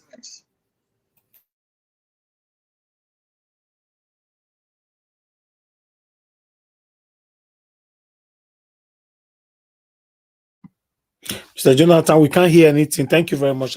I guess you're Sorry done, about right? that. I mute myself when Mr. Moshola was talking. I didn't put it Okay, back on. please round up, sir. Yeah, Thank okay. you. So thank you very much. So that's in fact this can take a whole day. This man is a this is the Nigerian problem for all of us to see in broad daylight. This is the issue. This is the problem that we have. These people cannot discuss policies, talk policies one by one. And before you know it, they will be talking about Mr. Peter Obi. Then say what your own policies will be. You have this man now, Mr. Agbonayinma. This was a fantastic opportunity for you to state the policies of Obaseki, the current governor of Edo State, what he has done in the last 4 years, and what you are going to do, your own policies, side by side with his own, so people can see. But you missed it. Nothing on education, nothing on healthcare, nothing on housing and road, nothing on how to generate electricity locally. Because I don't know now, you are talking of foreign, you are talking of investment where there is no electricity. I don't know what you think people are stupid. How you want to achieve that? So this is Nigerian problem. Display in broad daylight. It's a general problem. It's not unique to Edo State. It's not unique to this man. It's the problem across board in Nigeria. And I would like to say finally on Mr. Obi, referring to Mr. Tinubu as president. For me, it's not him directly calling Mr. Tinubu president. It is playing it the way it is in Nigeria. That's how I see it. Because these people can easily deviate. All they will do at the end of the day is not Mr. President that actually approved this. What Mr. Obi did there is that he attached this policy directly. He linked it to Mr. Tinubu so that he cannot run away from it today or in the future. He linked it to him. Because in Nigeria, if you say presidency, who is president? Nigeria, in a normal country, you will call presidency. Presidency in Nigeria, just like what Rufai said. He said they are nebulous. The man doesn't even know he doesn't even know the meaning. They have to literally explain it to him. They are not clear. And they know they do it intentionally. They are always vague so that they will have room to manipulate when you come after them later on. When you say the presidency in Nigeria, the presidency can mean the chief of staff. The presidency can mean the what do you call it? The national security advisor. It can be Gbajami Amila. It can be the national. They will attach it and link it. They will insulate Mr. Tinubu. They will take him completely out of it. So when you want to link him to him directly, call it the way it is. You are the one that approved this. You approved this. It is you, president, that approved this. So you can't run away from this. That is Nigerian politics. That's how they do it. Before you know it now, Dele, what is his name? His spokesman who came out the other day.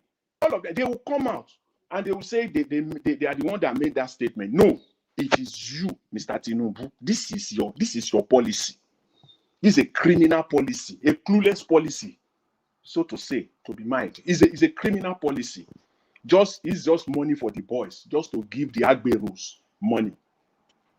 And what Mr. Obi did is to link it to him. When it is appropriate for you to link it to Mr. Tinubu directly, say it, president, so that there is no room to maneuver.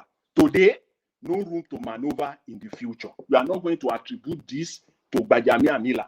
You are not going to attribute this to one minister or anything. It is you. Because Buhari today, he still has the audacity in his last interview saying that I did not know that these ministers were doing this. Quote and unquote. I didn't know. If they had brought it to my attention, look at it. I would have dealt with it. That's his position. That's how we want to. If he were to face a court of law, a trial, that is his defense. That's what his attorney will present in the court of law. Whether that will work or not is another thing. But that's the game. He will deviate. He will run away from everything. But link it to them. Let it be on record. If it is not Mr. Tinubu, let them come out tomorrow and contradict it. Mr. Obi, what are you saying? It's not the president. That is the politics. So people saying all these things, they just don't, they don't get it. Anyway, it is clear, that that's the Nigeria that we have right now. Nigerians will have to take Nigeria themselves. Nobody is going to do it for us. It is clear than broad daylight. We have to take our country back ourselves. So I love it the way he put it, Mr. Peter Obi. What he did is playing the role of opposition. What else do you want? We have not seen this in Nigeria before. In our lifetime. Not in the past 75 years, in the past 63 years of independence. We have not seen this before. When a candidate, a former candidate, a presidential candidate, an opposition is following the government bumper to bumper, even on a policy like this one, is coming after them because it's on record. Everything is now on record. It's not going to be playback. There's a digital footprint for everything now. But when you don't talk, you cannot then come out later on and now be saying it. Nothing. Rufai told the man today, he said it is on record. You have said you are not going to give money. So when the time comes, you are doing otherwise, we'll bring it out. If it is not on record, Nigerians know how to manipulate. That is our master. That's our. In fact, we're good. We don't have any competitor around the world. We're good at that, to manipulate Nigerians, manipulate things around us, manipulate the people around us. That's Nigeria for you. So Mr. Obi put it on record. What a classic opposition way. He said he sent his contact out to check across whether these policies that you put in place is actually working. He said there wasn't any form of checks and balances at all. Nothing. So this is just to distribute money to their own boys, because it is now running now. I think the 6th or the 7th month of his administration. The Agberos are already crying. Nothing is coming to us. We are just seeing money being distributed all over the place. House of Rep and senators have gotten their own. Ministers have gotten their shares. Advisors have gotten their own. You people have traveled all over the place. There are more travelings coming up. Oga, where is our own? This is their own party for them. That is just what is going on. It has got nothing to do with ordinary Nigerians traveling around the length and breadth of the country during this time of the year. So we know where we are. Again, Nigerians, this is the time we have to take our country back. That's the only way. Thank you very much, Mr. Elvis. Thanks to everyone. I really appreciate it. Thank you, sir. Thank you very much, Mr. Jonathan. Thanks for that wonderful long submission. All right. We have Mr. Elvis. Yes, sir. Sorry, that man that spoke in the rise today, is he an APC member? Yes. Oh, no, I can't waste my talk on that one. Give us a mandate. You heard what I said. They can bring him now and you will sign a deal with the president to be squandering the state money. This is the kind of thing they want to do. And that's what APC is all about. They don't have anything for us. Now I can't even understand why Mr. Elvis. Oh, Mr. Elvis has. I think they are taking us again. I think I now understand why Mr. Elvis was Mr. Elvis. I mean, now it makes sense what we were saying earlier. APC. Wow. No wonder. Because if this guy is coming to arise, it means it might be their candidate they have picked already. And well, it's possible, but they've not done their primaries. Yeah, but one thing you must understand, even though primaries or no primary, once these people don't pick who they want to pick, even though not goats, it go win. Well, that's true. They don't pick. Because even though not goats, it go win. It go become the governor. Exactly. Who don't agree to sign paper? Because Tinubu don't use indirectly show us what he wants to be doing. He wants to rule states as the president, because don't be surprised this same man we're talking about right now will become the next governor of Edo State. That you're beginning to ask yourself on this same platform, how is it? Exactly. So that's Nigeria for you, my people. I appreciate every one of you for your time with us today. I'd like us to round up now. You know, Christmas is around the corner. So we're coming out again tomorrow by God's grace. If you can do just 2 hours, that will be fine. I appreciate every one of you. I'm supposed to bring out a poll today concerning our topic tomorrow, but I forgot. So maybe we might come up with the politics again tomorrow. So it depends. You know, but I have Ginger Breadman calling again. Ginger Breadman, you're calling back again. Quickly talk to us, sir. Mr. Elvis. Yes, sir. Yes, good evening, sir. Who is this brother that is speaking now? There's one guy that is speaking now. That guy is making too much sense. That was Mr. Jonathan. Oh, Lord, God will bless you, Mr. Jonathan. God will bless you 3 times a day. Brother, you are bringing us back to the content of the speech, not the distraction right now. Because Peter Obi is calling out the president for the decision he has taken. So that tomorrow, it will not be deviated and shifted to another person. Because that is a scam. By reason of the inquiry, it is a scam. If the transporters are saying that they are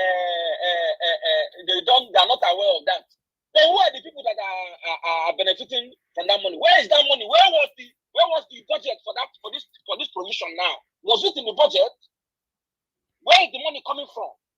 Because tomorrow they will deviate it, they will turn it to another thing. So, Mr. Jonathan, God bless you for bringing us back to the meat and the content of the submission, not the distraction that president or no president. There's one president by the constitution that have been sworn in Nigeria right now, and we know who is occupying that seat. But we know our president. Our president is the one that is playing the role of an opposition. And God bless you. We have not seen anything in Nigeria. See, that is why it is making us look at it that we are not focused, but we are very, very focused. Thank you, Mr. Najawa. God bless you. Thank you, Ginger Breadman. God bless you, sir. Thank you. All right, I have one more call coming in now. Let me quickly pick this. This is Love of God is my strength. Good evening to you, madam. Thanks for calling in. Please talk to us quickly. Hello, good evening, Najawa. Can you hear me properly? Yeah, we can hear you. Thank you, madam. Merry Christmas. Thank you. Good evening. Listen to you. And good evening, everyone on the platform and comment section. I'm so tired shopping. I'm tired of shopping. I really hate Nigeria now. People go and do all this thing for me. Yeah, and when I came in, because I just joined Spain, but I'm following you people in the right way. But I had Mr. Monday talking about the provided rice and the beans for Nigerians. You see, I will say something about Nigerians when it comes to food. I don't know what has happened to Nigeria. Nigerians, we like food so much that when we see food, we forget ourselves. What is rice and beans that they will give you to eat, or pack you some noodles of rice and beans, and you think that's going to help you during the Christmas? Okay, they give you that, and they give you Ankara that when you put in the water, it will wash. Or maybe they went to a place and do it, put ink on it and give people, and you think they are giving you your life, your own share of your own commonwealth. So what is happening to us? Is this the way we are going to be looking? Are we going to continue our life like this with only give us noodle of rice, give us bag of rice, give us beans, let us share? Oh God, Nigerians, what is this? What is happening? People are leaving. My friends are from other countries. Right. They are laughing at us. That why can't we do something? Why are we like this? I say, well, I don't know. When you are doing something, and other people are not putting in effort, what can we do? Exactly. They say they don't expect Nigeria that is known like this to behave like this, to allow people to be treating them like this. Come on, so how many people are there that they are treating us like this, and we are accepting it? What is food? Nigeria. Thank you, ma. Please. That's what I just had. I'm really sorry for the way I shout. No, that's fine. It's an expression. That's fine. Thank you, ma. You. Are you coming out here? Please don't forget this topic. This in America. I really want to talk about it. I know a little. Oh, you want us to still talk about it tomorrow? I want you to talk because I know people are saying something about this deep thing. Okay, let's see. I'm going to do it. I'll be very happy. Please. All right. Okay, let's see how it goes. Yeah, all right. Thank you, Thank madam. you. Thank you. All right, guys. We might likely still talk about the Emeka's marital issue tomorrow, but let's see how it goes. If there's a political topic, then we might put both of them together as a first and second segment. But let's see how it goes first. It's not too easy. This is Christmas, so I appreciate every one of you, my people, for your time with us today. We've come to the end of this broadcast. Thank you very much, everybody right there. Those of you that supported us today financially, we appreciate every one of you. Those of you that joined the panel, those of you that stay here with us, Mr. Give Us a Mandate, Mashallah, Madam Amen Bride, Mr. Jonathan Kingsley, and many others that came in. And those of you that called into the show, Love of God is my strength, Madam Origin, and many others are called in, Ogaciem and Co. Thank you very much, my wonderful people. I appreciate every one of you. I'd like to appreciate those of you on the comment section as well. Thank you very much, Mommy Diaspora. Thank you for all you do, Mommy. I will appreciate you always. I'd like to appreciate you, Madam Iron's Finest. Thank you, Madam Martina Albasi TV. It's good to hear from you, Madam. Thank you very much. I appreciate you. I can see Tony Africa right there. Thank you very much. I appreciate you, Mr. Jonathan Kingsley, Mr. Johnson Emmanuel. Thank you, my people. Abu Azi, Madam Patricia Tagbojomi, Madam Naomi Bella, Mr. Joseph Oji. Thank you very much, sir. God bless you all, my wonderful people. Michael Kunsaya, it's good to hear from you as well. We have Kingsley Ogiria here, there, right there as well. And many people there with us. Thank you, my wonderful people. I appreciate you all. We've come to the end of this broadcast. Look at latecomer, a Black Panther. Black Panther, what are you doing? Now you can't comment. In fact, now tomorrow we'll go pay you for what you do so. I will promise you, say you go receive pepper. Me and Ogaciem go show you pepper. Now we go as not see key enter through the window. See him carry. No, I lock window. I put color for window and door. I make cannot. See we enter house today. We go receive pepper tomorrow. Thank you very much, my wonderful people. I appreciate you, Rosie and yours. Thank you. That God bless that guy on Wanlele. May you leave me. This one, they call me Mr. Elvis Chinedu. Good night. All right. No wahala. They say Chinedu na very good name. So I'm not denying it. Good night. God bless. Yes, sir. Thank you very much. Good night, everybody. Have a wonderful evening, wonderful weekend as well. I appreciate every one of you. I want you guys to know that I appreciate you all. Thank you so much. Please help us to press on the like button before you go. Help us to share as well. For those of you that are going to be playing back this video, don't hesitate to help us to share our videos, like our videos, and also, hit the subscribe with us and hit the notification button as well. Now we draw the curtain, my people. Now God bless you now. Bye for now. On the 12th day of Christmas, my mother gave me 12 spices to ya, 11 rishi. 10 rats on my mind, 9 for the road, 8 tefafun kwabi, 7 pepper soups, 6 sisig snails, 5 fried fish, 4 cocoa bangos, 3 patty jollof, 2 gizdodo, with a goose. On the 12th day of Christmas, my mother gave me 12 spices to ya, 11 rishi, 10 rats on my mind, 9 for the road, 8 tefafun kwabi, 7 pepper soups, 6 sisig snails, 5 fried fish, 4 cocoa bangos, 3 patty jollof, 2 gizdodo, with a goose. Feliz Navidad, Feliz Navidad, Feliz Navidad, Feliz Navidad, Prospero año y felicidad. I wanna wish you a Merry Christmas. I wanna wish you a Merry Christmas. I wanna wish you a Merry Christmas from the bottom of my heart. Sing along, say so make I tell you if you never hear. All man just want to feel irate. All you want know is the end of the year, so you better come near, make we vibe and celebrate. Yeah, it's a joyful holiday, so we are flakes and we share that love and care. So you want know it's the end of the year, so you better come near, make we vibe and celebrate. Hey,